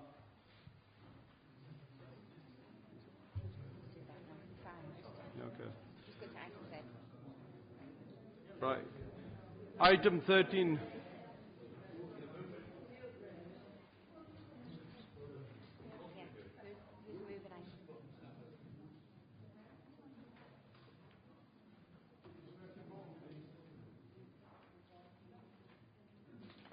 Mr Mayor, I'll keep it brief. I move that Council notes the recommendations of Personnel Committee and Corporate Governance and Audit Committee and approves a constitutional amendment to delete Employee Relations Subcommittee. Seconder? Second that, Mr Mayor. Thank you. Using your consoles, please vote on the recommendation. Show of hands? Quicker? That's carried.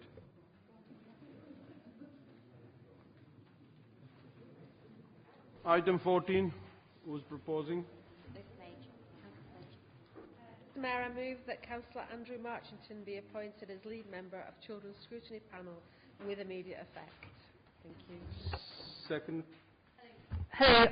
Sorry, I'd like to second that. Thank you. I must